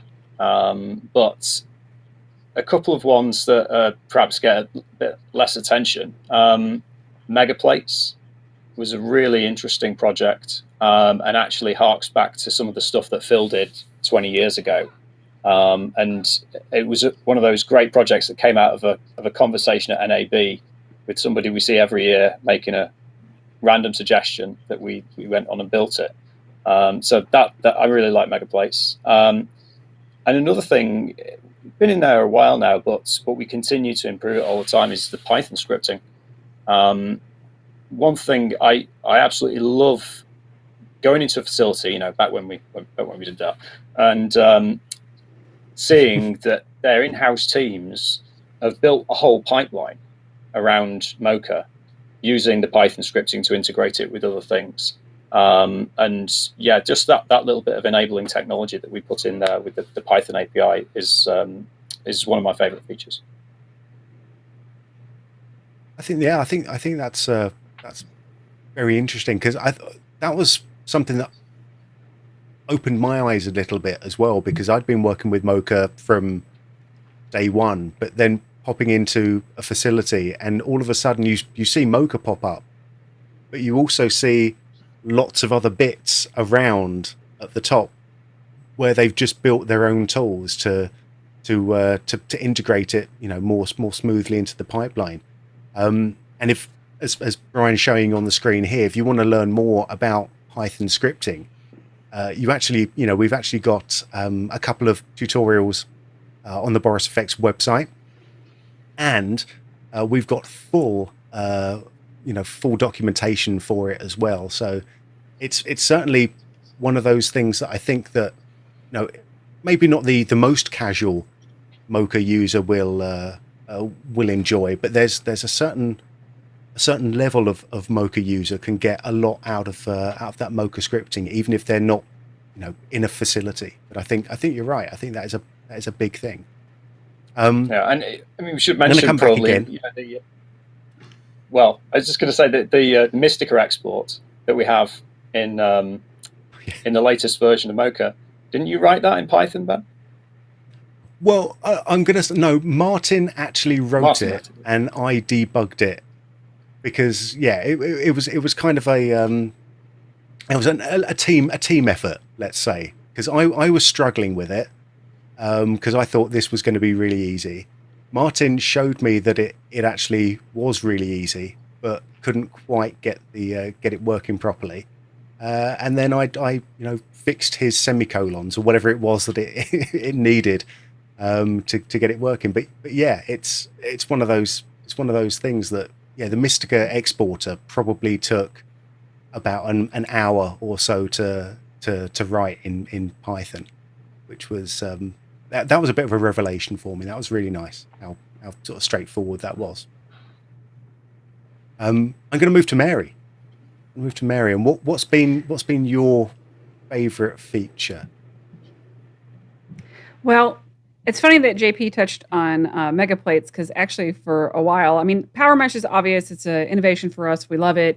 It makes paint work easier. It makes roto easier. Okay. But Mega Plates, I'm an old school, fine artist and illustrator originally. And one of the first things I did in film was matte paintings. And I love that with Mega Plates, you just you track the background, you click a button, and you get this whole matte painting base that you no longer have to build anymore, and the computer took all the work out of it, so you can just focus on the painting part, and that is super cool to me. So that was definitely my favorite, just my absolute favorite. Excellent. I'm not going to put JP on blast here, but I distinctly remember asking him for this many years ago, and going, "Oh yeah, no, I don't know. I don't think we'll do that. It's it's too easy to do it." And then you give someone else the credit. I don't mind. Yeah, sorry. I don't mind that. I couldn't mention the name of the person who actually made us finally do this, because he'd probably kill me or something. But it didn't begin with B or B. All right, fair enough. Fair enough. Alas. There's so many We're features. gonna get to so many features we're missing, but yeah, I'm sure we'll get to them. Yes, we'll get to them. I mean, probably my favorite actually is something that I was quite resistant to. I mean, not like Power Mesh is obvious. It's an obvious favorite because it's just too good. My obvious favorite that's not Power Mesh is actually the Essentials workspace, which was something I was quite resistant to using, because obviously knowing Mocha Pro, back to front, I thought, it's silly. Why wouldn't I want to have all the tools open for me all at once? But actually, forcing myself to get in and just use the Essentials workspace for a while made me realize that I'm going to say probably about 80% of the time for most of the sort of tracking and rotor jobs that I was doing, I wouldn't need to go in and have a look at all of this stuff, the other stuff. So having that uncluttered workspace was a boon for me as an experienced user.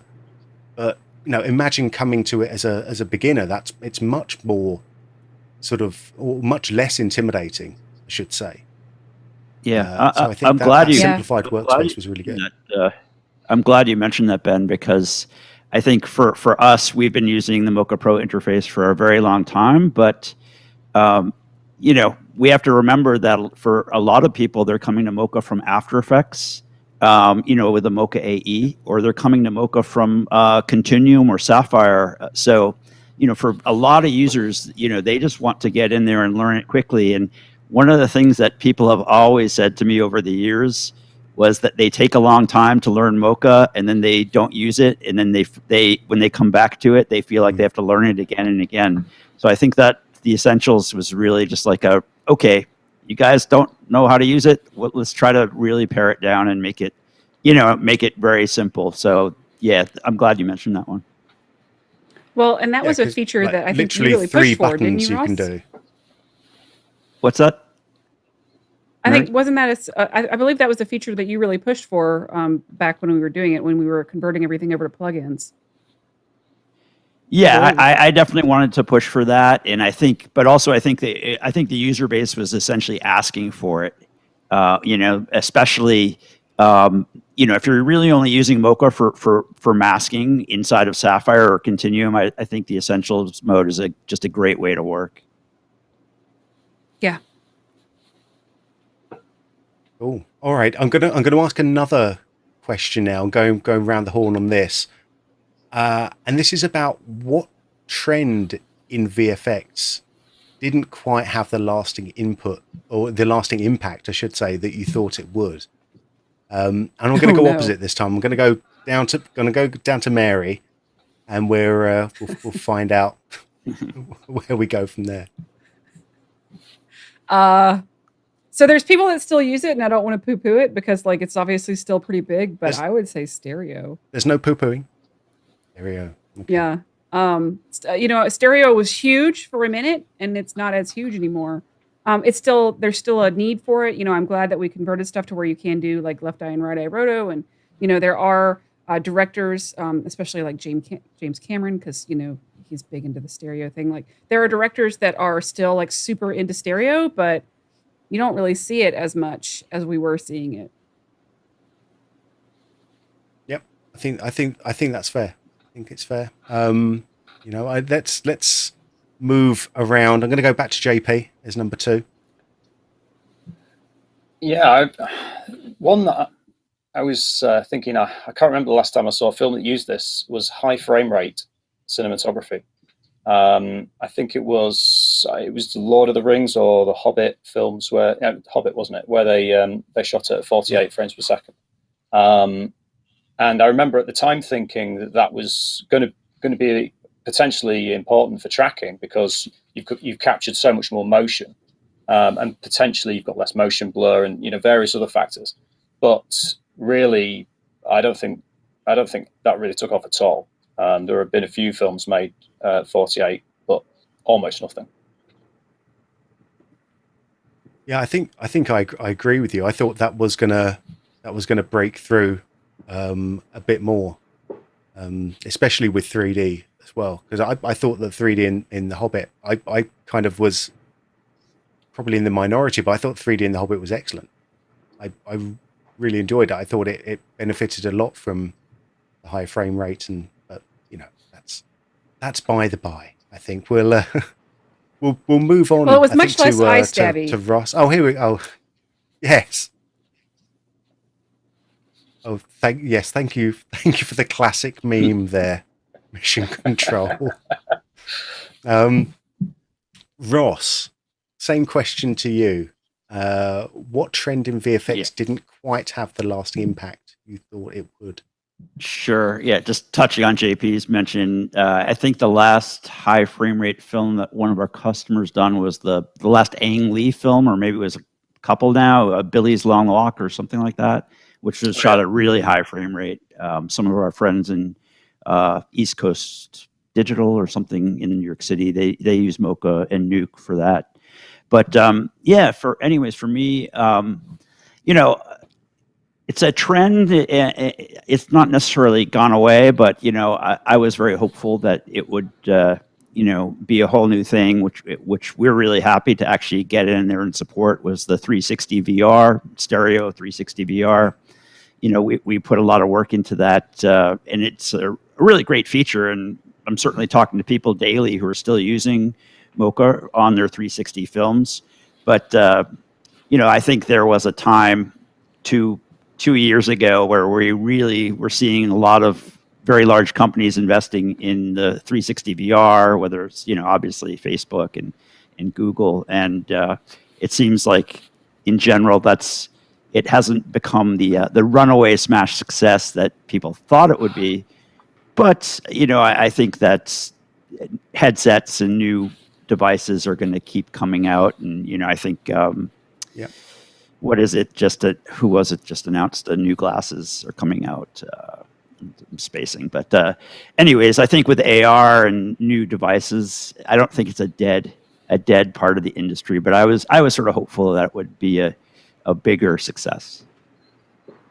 I had very, very high hopes for VR as well. I still have. I took my Omni out just the other day. Oh, yeah.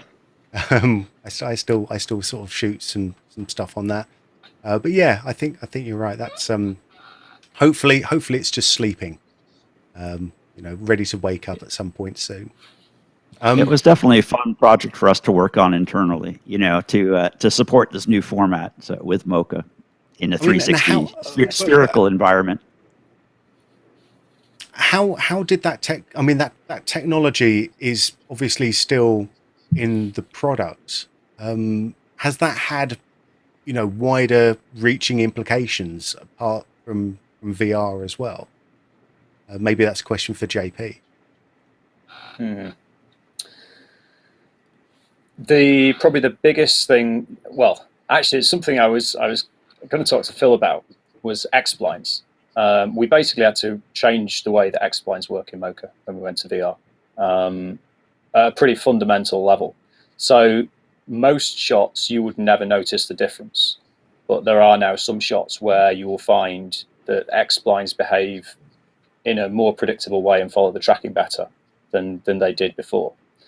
And the other thing was we spent a lot of time optimizing performance, because so many of the VR projects were huge plates, often stereo, and doing things like object removal or even just tracking on those shots was very, very time consuming. So we put a lot of effort into speeding that up, and that's had positive impacts for regular shots as well. Didn't I think with the 360 footage, didn't that also help us figure out the surface behind the camera issue a little bit better? Because it used to be that would happen a lot more, and it seems like post the VR workflow, we don't see that as much because we worked on fixing it. Yeah, certainly the number of shots where that problem would happen in 360 was far higher than it was in regular rectilinear projects. And so yeah, I think that was in the 2019 release maybe, or 2020 release, we put some effort into allowing objects to be tracked through a much bigger angle than they could be before. Yeah, from an artist standpoint, yeah, just to put that into context, just to put that into context a little bit for people who don't know what tracking motion behind the camera means. I mean, it's sort of one way to think about it. If you're tracking like a really big area, like a wall or something, and half of that wall starts to go off screen, or it changes shape in such a way that it could be that the surface itself, the planar surface, would kind of lose structural integrity. It would start looking a little bit loopy and start kind of going a bit flickery. So fixing that behind the camera stuff means that the surface is just a lot more predictable and correct for longer tracking shots. Yeah, essentially the perspective, when you were tracking in perspective, if one piece of the shape or the surface tool went behind what we consider to be the camera plane in Mocha, the shape meat caked on itself, because basically that point shot off into negative infinity, which was not good. No, it doesn't sound good. All right, I'm going to move on because time is ticking on. I want to talk a little bit about the future, and not just sort of about the future of Mocha, but about the future of tracking as well. And I think, what does the future of tracking look like? Maybe I'll go to JP, back to JP on this one to start with. Yeah, I think from our perspective, tracking in 2D continues to be really important. And, we just developed Power Mesh and we're continuing to improve that. But the next area that we want to look at is 3D. Now, Mocha, going back, I don't know, like 2012 or something like that, we developed a 3D camera solver, and we're very interested in revisiting that with all the things that we've developed on the 2D side, and actually taking that into 3D again. So that's something that we're very interested in. Cool, excellent. I think I would love to chat a lot more about all of this, but we've got to move on. I want to just say that there is still time to enter the competition if you haven't done so already. We still have a 12-month subscription of the Boris FX Suite available, which is Mocha Pro, Silhouette, Sapphire, Continuum, and Optics. That's still available, a $12.95 value on that one. And we are also going to be giving away a permanent license of Nuke X as well. That is a $9,700 value license. So there's still time. Go to borisfxlive.com, scroll down to the bottom of the screen and enter your details right there. If you haven't done so already, like and subscribe, do all of that fun stuff. It helps us out a load. So without any further ado, what I'm going to do is I'm going to say thank you very much to Ross and JP for joining us today. It's been great hearing some stories. It's been great participating. Goodbye, Ross. Thanks so much, Ben. Goodbye, Ross. Have a happy birthday. Goodbye, JP. Thank you. I'll hang out in the celebrating chat. Ross's birthday as well. Yeah, Cool. I'll hang out So in the it's chat. just going to be me and Mary now. Yeah. Excellent. Bye, Excellent. Yes, it's going to be me. It's going to be Mary. We're going to be looking at some Mocha. And we're going to be looking at Mocha Pro. Oh, there we go. We're going to be looking at Mocha Pro 2022. So this is the new version of Mocha. When did this come out, Mary? Gosh, this came out a couple of days ago. Like really came out last week. There we go. Cool. So let's have a little look. Can you let's see what we've got. We've talked about the history. Let's have a look at what we've got now. Okay, perfect. Well, let me know when you can see my screen. We can see your screen. Perfect. Wonderful. All right. So we are going to be looking at two things today. We're going to talk a little bit about some of the new things that are available inside of the insert module. And we're going to talk a little bit about Power Mesh in the insert module. Now, we also have a really exciting thing happening. You know, obviously we are optimized for Apple M1 and Adobe MFR. So playback speeds have improved. And also if you don't use either of those things, the plugin is actually sped up for hosts like Nuke and other OFX hosts. So if users were noticing that there was a little bit of a performance hit when they were using OFX hosts, that should be mostly cleared up now. And we're really excited about that. The first demo I'm going to show you, we're going to talk a little bit about some of the new things in the insert module. So I'm going to show you what we've done here. What we've done is we have actually just put a little piece of tape onto this cassette tape because we're going old school, right? Cassettes are old school. And we're going to show you how to put some tape onto this reflective surface. So one of the things you might notice here is that we have blending modes available now. So let's talk about that. So if we go into Mocha, we're going to go ahead and we're going to make sure that Mocha is on our little insert here, our little clip. In After Effects, you can either go to Effect, and then you can go to Boris FX Mocha and Mocha Pro, or you can come over into your effects and presets. And I like to just type in my effects and I can drag and drop them right here. Once you have your effect onto your timeline, you can launch it. And this is the same for any host, no matter what you're in. Most of you will be familiar with that. Some of you might not be. But when you want to launch Mocha, you just go to this handy dandy launch button right here. And we launch Mocha and it reads directly from our timeline and feeds right into Mocha. So what we end up with is this lovely setup here. Now, I'm not going to make you sit through the tracking of this, but I am going to talk about how we would track this shot, and then I'm going to talk about some of the new things that we have available. So if I wanted to track this cassette tape, you know, this actually is one of those things that, again, new users might get a little tricky about. What we would normally do is a user would say, oh, well, I want to track the whole tape, so I'm going to track the whole tape. There's a problem with doing that. You never really want to do that with a planar tracker because we're tracking relative data. So what we want to do is if we track this whole tape, what we're doing is we're tracking all of these pixels, including this phone, these fingers, and these fingers. That will give us terrible results. Please don't do that. We're going to delete this, and I'm going to show you how to track this. We would never want to track this reflective part, but what we can track is this whole section here, just like this.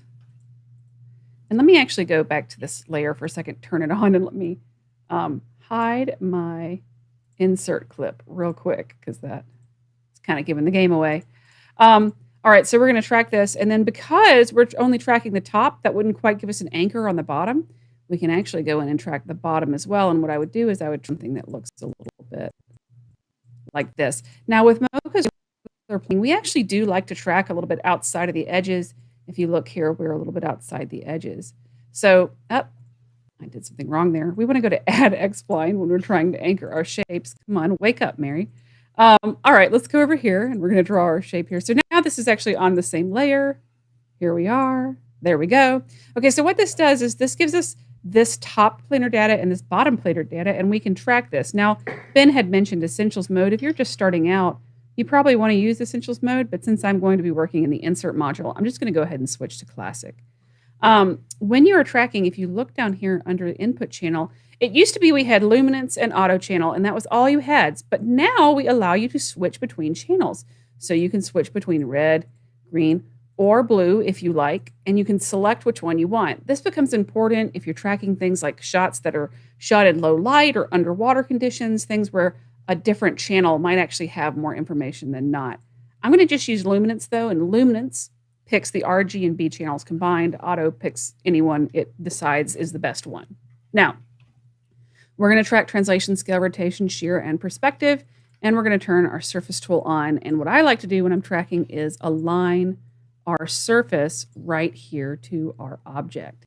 Now that is nice because what that does is that will show us whether or not, let me just turn this off here for a second. That will show us whether or not our track is good. And if you want to see even more tracking data, you can turn the grid on while you track, and we go ahead and we hit track forwards.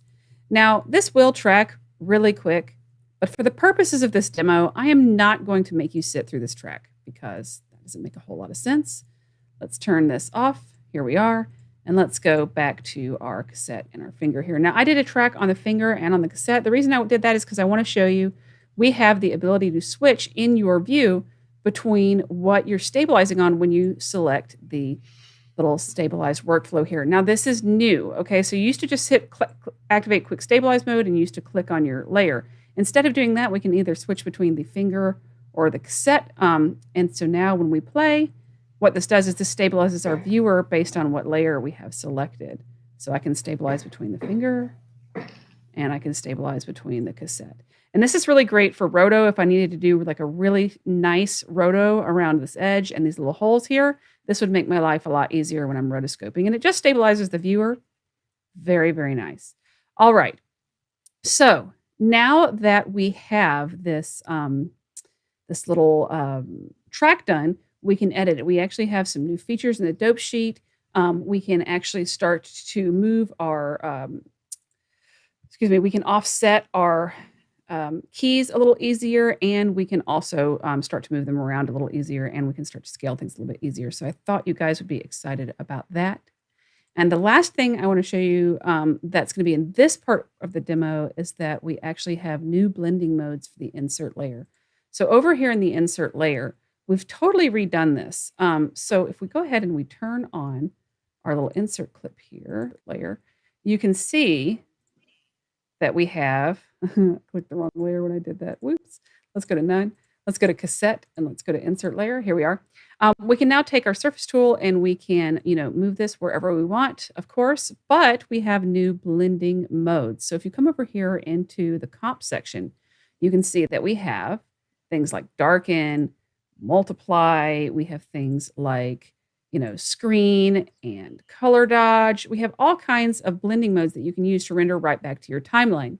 This is important if you are in something like a piece of editing software and you don't necessarily have access to something like Nuke, Fusion, or After Effects to do any sort of heavy-duty compositing. And this is going to become really important too when I start showing off the Power Mesh insert, because before with Power Mesh, you had to start doing things like, let me unstabilize this so you can see better.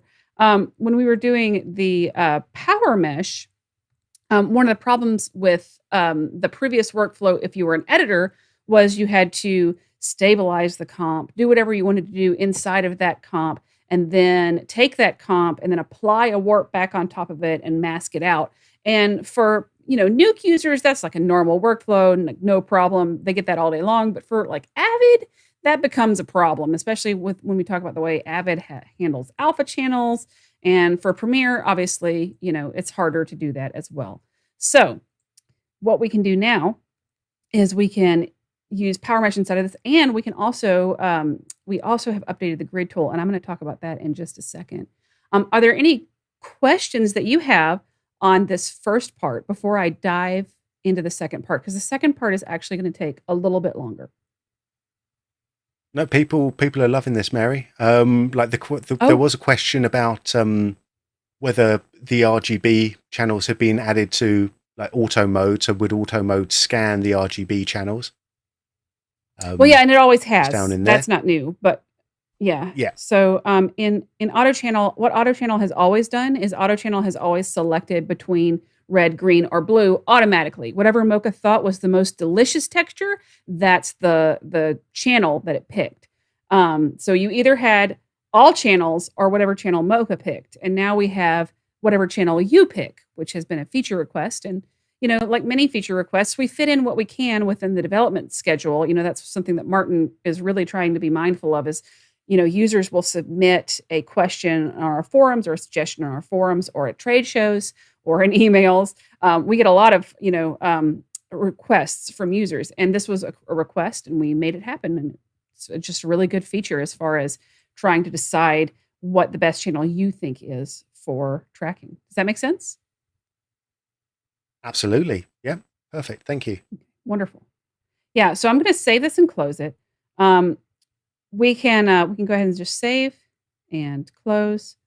And I'm going to talk a little bit about the insert clip real quick because I feel like I didn't really mention that.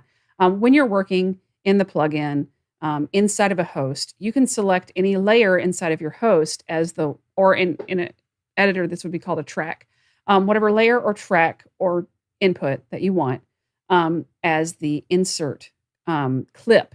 And the insert clip is live, and you can do whatever you want to that clip, and that actually populates inside of the Surface tool. So in this case, we're going to do this little Z-tape insert right here, and we're going to click the render button, and we're going to render this as a cutout. And so you can see right here, we are rendering this as a cutout, and it actually renders pretty fast. Check this out. We're going to render it with motion blur even, and I forgot to point that out, so I am going to point out where you turn on motion blur in the plugin. It's right in the Insert tab. Let's just go ahead and close this. Right in the Insert tab, if you want this to render with motion blur, you actually have to go ahead and click motion blur right here. Okay, and now we can render that back to the timeline. Let's go ahead and hit play and watch how fast this renders in After Effects. Pretty fast.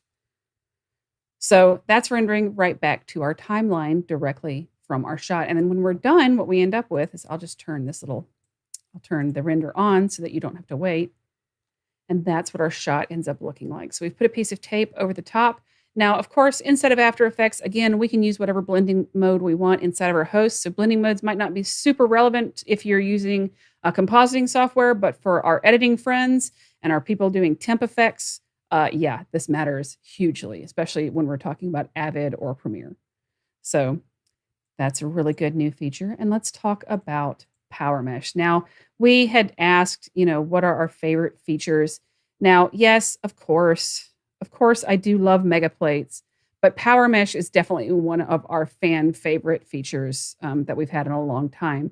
What Power Mesh does is Power Mesh is a subplanar tracker to Mocha's planar tracker. And what does that mean? So Mocha has a planar tracker, and that planar tracker tracks a pattern of pixels as they move relative to one another through a scene, which just means we track a relatively moving texture or a texture moving all in one direction as it moves. Okay, and as long as that texture is moving in one direction, you're fine. So the planar tracker doesn't really like things like arms bending in half or anything like that. Now, enter Power Mesh. Power Mesh can actually do subplanar tracking. So it uses the overall thrust of the planar tracker, and then it divides that into surfaces based on low poly models or based on a grid system. And it looks at how all of those subplanes or those broken up shapes are moving along with the planar tracker. And that gives us the ability to track things that have wiggle and jiggle and all kinds of neat what I would call secondary animation that we get for free without having to hand animate secondary animation. This is especially useful for things like rotoscoping inorganic objects, which traditionally has been kind of a pain. I'm sorry, organic objects, not inorganic, whereas Mocha has nailed inorganic objects. And so nailing organic objects has always been kind of difficult. But if you look here on this guy's head, I've added a little zigzag cut in to his hairline. And notice how it moves as his scalp is getting massaged by this hairdresser. And what that's doing is that's tracking all of that subtle motion that's happening on the side of his head and getting all the squash and stretch that we would normally have to hand warp with the grid tool back in the day. And oh my gosh, have I done my fair share of that and don't want to. So to start the shot and finish this shot, what we're going to do is we're going to show you how to do this. So let's go to our insert layer and make sure that we are selecting our haircut patch. I'll show you what our haircut patch looks like. Here's our little haircut patch. It's a little circle that I made. I basically cut out a little circle of his head, and then I added a little Z to it where I wanted it. Okay, and on our Mocha layer, we're going to make sure that we select haircut patch as our insert layer. All right, we can do this before we track, after we track, it doesn't matter. All that matters is that is selected, and we're going to launch Mocha. And this says this host is not set to full resolution. Do you want to continue? Anyway, I actually do. I'm in After Effects. This is a 4K shot. And the reason I'm keeping it 4K is because you get better tracking with the Power Mesh plugin, the more pixels you give it. So if that's not enough plosives for you, I can probably fit in a few more. But anyway, what we can do is we can track this on half res, and that will give us the ability to still have access to a little down res version of that data, but it'll be a little bit faster, and as opposed to having to go back and forth. I track this on full res, but I'm going to track this on half res for this demo so that it goes a little bit faster. Let's go ahead and hit continue. You can track on half, you can track on full, you can use proxies. I had a user the other day that asked me how to speed up their workflow in After Effects on 6K footage, and I was like, oh my God, use proxies. Why aren't you using proxies? Please use your proxies. Okay, let's go to none here because we're going to set our insert clip to none, and we're going to talk a little bit about tracking this shot. Now, someone earlier in the chat had asked a question about what do I do about tracking around occlusions. Well, you can see we've got this big old rag right here that's being used to wipe the side of this guy's head so that we get all of the moisture out of his hair. And that is a problem for tracking, especially with the subplanar tracker in Power Mesh, because Power Mesh is sensitive. And that's great. That's what we like about Power Mesh. We love that Power Mesh is sensitive. But sensitive is not necessarily good if you want an accurate track. So we got to decide what is good information and what is bad information. Any sort of strong shadow Mary? or strong... Yes? Hello, Mary. One sec. Yes? Sorry. Yes? Just a real quickie. Could you turn on the layer overlays for me, please? Just it's a little bit tricky to see on the screen. The layer overlays. Do you mean like Just the here? color overlay. The color overlay. There we go. That's the one. Sorry about that. Yeah. Yeah. Perfect. No worries. Yeah, I can even make it even bolder if it's hard to see online. Let's go to red. Boom. All right. So what we're doing is we're going to hold this out. And what's going to be interesting about that is when we track our data, we need to hold that out. So we're going to track this over the top. So let's talk about how we were going to track this head here. Now, if I want to track where I'm going to put my Power Mesh, I'm going to turn my transform tool off. Let's go ahead and make a new shape with my X-spline tool. We had that discussion earlier about X-splines. I prefer lines. You don't have to if you don't like to, but I prefer X-splines. And the reason I prefer X-splines is because they are faster to work with. You can relax for a curve or pull tight for corners. And if I try to affect all of my Bezier points at once, like this, I can end up with ski-looking shapes that I don't necessarily want. So I like my X-splines. They're faster to me. Also, they technically, but in a way that doesn't really matter, move better with perspective data as it shifts. But that's, your mileage may vary there, and I'm probably superstitious about it. When you're tracking, you want to make sure that you track from an area of most detail to least detail. So I'm tracking where I can see most of the head. And watch this. We're going to drag this right under holdout rag. Now watch what happens when this shape crosses. Let me find right here.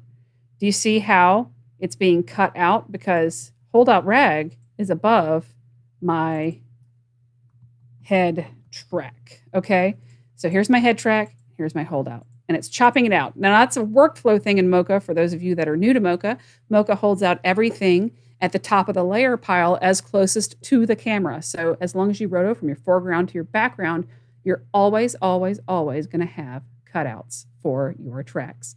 Now, if I want to track this, what I can do is I can come right back over here. I'm going to turn my color overlays off for a minute. We're going to zoom in so that you can see a little bit better. And we're going to go to tracking, translation, scale, rotation, shear, and perspective. Okay. And we're going to generate our mesh. Let's make sure that our mesh is on so we can see. We've generated this automatically. We can generate it with adaptive contrast, but best results are probably going to come from uniform, just like this. So this will look at these points inside of the spline, not at anything in the holdout rag, and we can track this forwards and backwards. And again, I'm not going to make you sit through tracking all of this. Suffice to say, it tracks decently fast. Okay, no problem. So let's go ahead and delete that, and let's look at our track now that it's done. So here's our track that we have for our hair. see that it's looking pretty nice. All right. Now, how do we translate this into something that we can use? Okay, we're going to jump over to the insert module. And as I said previously, you used to have to do this workflow where you stabilized using mesh warp and high quality, and you'd render this out to where it didn't move at all. Okay, and then you'd take this data and then you would paint on it or do your composite, and then you would go back into the power mesh grid warp unwarp interface in the plugin interface, and you'd say, hey, we want to invert this, and then you'd reapply the data and then mask that out. And that's a lot of work. Okay, ain't nobody got time for that, as they say. So now we're going to go over to our insert module, and what we're going to do is we're going to go to our insert clip and we're going to select insert layer. And so now what I can do is I have my little insert layer right here on the side of the head. Now I'm going to do one more thing here because as we mentioned earlier, we have the ability to change the grid warp of this. So I imported this on frame 1. Let's come over here and let's turn on our grid warp. You can see the grid warp tool is new and improved. Okay, so this used to be basically a blue grid that looked a lot like this pink grid where we checked our tracking data with. And here's a big thing that I want to point out. We have our track. This is the power mesh grid, okay? And then this is our grid warp. They're very different. The power mesh grid is something that is a separate data set of tracking, and you can alter it and edit it and all kinds of good stuff on your timeline. That then gets fed into the insert module, and what you can do is you can take these insert tools and this power mesh tool now feeds into the insert grid, and you can do an additional animation over the top with just your grid. So if I wanted to make this warp along the side of his head, for example, I can move this, and you can see my warp controls look really nice. All right. So I can just warp this however I like according to the warp of his head and place my, my new mesh over the top, okay? Now, another thing that I want to point out is you can also link your meshes now to a tracked layer. So when we're tracking, if you have just a track of the side of the head, you can now link to existing planar data as well. So that is a good thing to note. Because what that'll do is that will allow you to use a previously tracked bit of planar data to drive your track. Because in Power Mesh, we have the ability to increase how much of the planar track is adjusting the Power Mesh, because Power Mesh is a mix of subplanar tracking and planar tracking. So if I crank this smoothness up, that's going to make it more rigid, more planar according to the planar track. And if I crank the smoothness down, that's going to make it more liquid or more according to your Power Mesh track. So back to my insert module. In my insert module, okay, I can also use this grid warp to animate over time. So if I had a shirt that was warping and it wasn't quite looking right, I could animate that over time. You want to be really careful when you do that though, because the more keyframes you create in your grid warp, and I'll just show you an example right here. The more keyframes you create in your grid warp, the more likely you are to have an animation between the two in a way that might make it look like it was sliding. Okay, so careful about how you do hand animation. You want to leave as much of it up to the computer as you can. All right, so we talked about the Power Mesh. We talked about how it works with the grid warp. One more thing I want to talk about is how now blending modes are a game changer.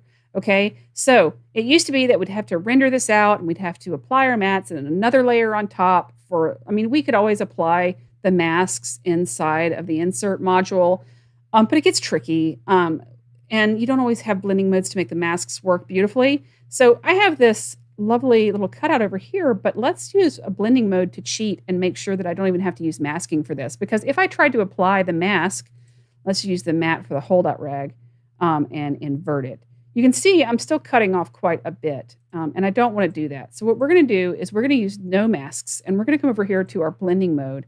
We're going to use lighten. Okay, and now what that does, actually, let's use matte for hair and lighten. So now we're getting this feathered edge that we have in our hair mat. Okay, And we are using the lighten blending mode, which means the rag gets absolutely automatically omitted from our composite. So if I turn all my overlays off, you can see we have this beautiful composite really quickly. I mean, that is really quick. And this will render in your Premiere, in your Avid, in whatever editing or non-editing post-production package you are using. So we can just stop this, render it with motion blur, save, and close. And then back in After Effects, again, we can render this right back to our timeline. And it renders fairly quickly, but for the purposes of this demo, I'm going to show you without the render, and we're going to just go ahead and show you what that ends up looking like. So here's our before, and here's our after. All right. Now, we also have the ability to export this data. Usually we can export our data to After Effects or whatever host we're looking for by going to our mats here or our module renders here. But we actually have new exports as well. We have a silhouette/nuke improved roto exports. We have a mesh to nuke tracker export that we're really excited about. We have Alembic transforms. And we mentioned earlier that Python scripting Mystica export. So we have an absolutely feature-rich new release in Mocha Pro 2022. And we are really excited to share that with you guys. And I'm really glad that you could join us for this demo. And does anybody have any questions that I can answer? That was really cool, Mary. Love that. There's only actually one question that hasn't been answered, and that's going back to what you showed, fairly close to the start. Is when you're going into the shot, do you always want to work at full res, or when that dialog menu pops up, is it okay to work at proxy resolutions? It's absolutely okay to work in proxy resolutions. However, if you find that when you are tracking in proxy resolutions that you are not getting the results that you would like, go ahead and save and close, switch right out and go back to full res for the tracking section. And then once you're done with the tracking and happy with it, I would go right back to working in proxy resolution, because that way you're going to save time on your workflow. Okay, but you're not going to sacrifice any of those delicious pixels for your accuracy. Does that make sense? It does make lovely sense. And the imagery of delicious pixels is just what I needed right now. That's wonderful. That was great, Mary. No, thanks. Honestly, that was a really, really nice and very quick look at Mocha Pro 2022. Where can people find out more?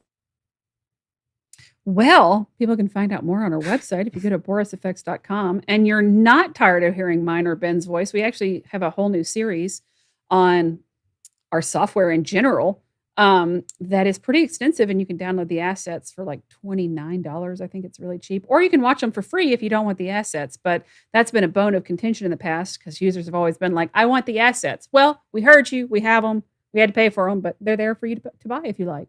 And then also also you can find any more of our tutorials on there, which they are extensive, and our documentation. I cannot tell you enough how useful the documentation is and how few users actually read it. But the documentation is wonderful, and it is really a great resource. So make sure you do that as well. And there are some jokes in there as well. So you have to read it to get the jokes. So just saying, that's quite good. One other place that you can go to, which one other place you can go to is obviously, if you're watching this on YouTube right now, go to Boris FX Learn YouTube channel, and that's where we keep all of our bigger series. So we've got the Mocha Essentials, we've got some more titling series in there. We've also got a big series about wire removal. So Boris FX Learn YouTube channel, subscribe to that. We're very close to a nice big round number. Look at that handsome fella right there. So there's tons of really good stuff right on the Boris FX Learn channel right there. What I was going to interject is Excellent. that the jokes are all Martin Brennan writes our documentation. He's our product manager, and he's like Ben is very dry And if you like that sort of humor, the documentation is full of Martin. It is full of Martin. It's full of Martin. It's great. Mhm. It's really great.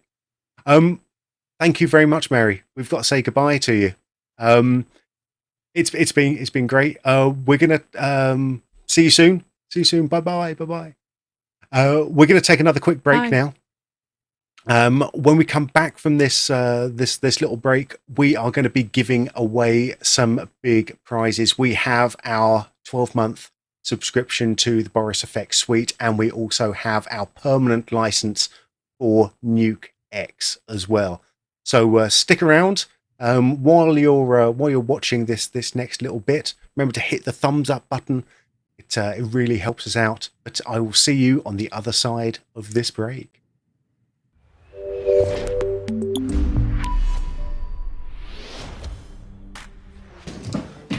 My name is Daniel Cohen, and I'm a VFX artist at Spin VFX in Toronto.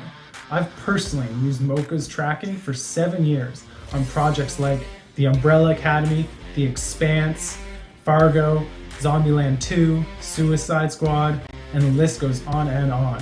Mocha is my go-to tool for difficult tracks. Congratulations on 20 years. Congrats, Mocha team, to your 20th anniversary. It's super exciting to have it around. My name is Jürgen Giertz from Concept VR, and we are a 360 video production company. I met Ross a couple of years ago at NAB and was super excited to talk with him the use of Mocha within the 360 post-production world, because there was no other tool around and it really fit the bill. We use Mocha by now for every production around, and it's such a time saver.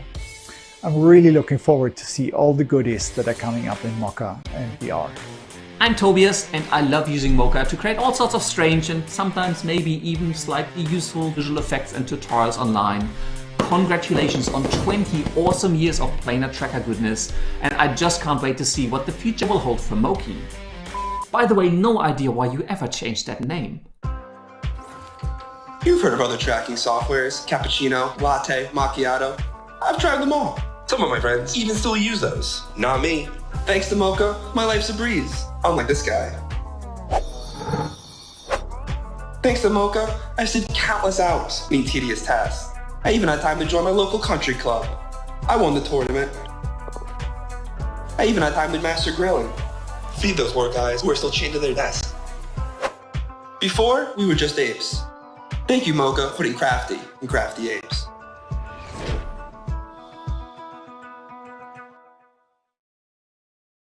Love it. Love it. That's the first time I've seen some of those. That's wonderful. Thank you very much to all of our customers and all of our partners who have sent in their congratulations. It really means a lot. 20 years of Planar tracking. It's a big number, and we're not gonna be stopping there. All right, let's do it. Now we're going to get to the competition part now. Well, actually, the prize giving part. We've done the competition part. We're going to get to the prize giving part. I hear the rumble of Tombola in the background. We are going to be giving away a 12-month subscription to the Boris FX Suite. That is everything that we make, including Mocha Pro that you've seen today, and also Sapphire, Continuum, Silhouette, and Optics. And this is going to, drum roll, drum roll, drum roll. Congratulations to Sandra Took. Congratulations, Sandra. You have won the Boris FX Suite, an annual subscription worth $12.95. Well done. Excellent. And also, we are giving away another prize. One lucky winner is going to be winning a permanent license of Nuke X, courtesy of Foundry. Foundry celebrating 25 years just to 5-up us again this year. I don't know how they keep 5-upping us every single year, but who is going to win the permanent license of Nuke X? Bigger drum roll for this one. We are going to go with Anthony Garcia. Anthony Garcia, congratulations. You have been today's lucky winner for Nuke X. If you haven't won today, don't fear. Everyone's a winner. You can always go to borisfxlive.com and there will be a new competition running for the next stream as well. So don't be discouraged. You can also get free trials of every single piece of our software just going onto borisfx.com. So congratulations to our winners. Congratulations to Sandra. Congratulations to Anthony. Congratulations to Mission Control for giving me the worst transition in the world. Thank you very much, Brian, over there. Brian, who's been conspicuously quiet here, which I absolutely love. I just want to say thank you very much again to all of our guests. I want to say thank you to Allan Jaenicke. I want to say thank you to Philip McLauchlan, John-Paul Smith, Ross Shain, Mary Poplin, and I also, of course, want to thank you all for watching here today. If you did miss any of it, then we will be replaying this on YouTube and on our website very shortly after the live broadcast.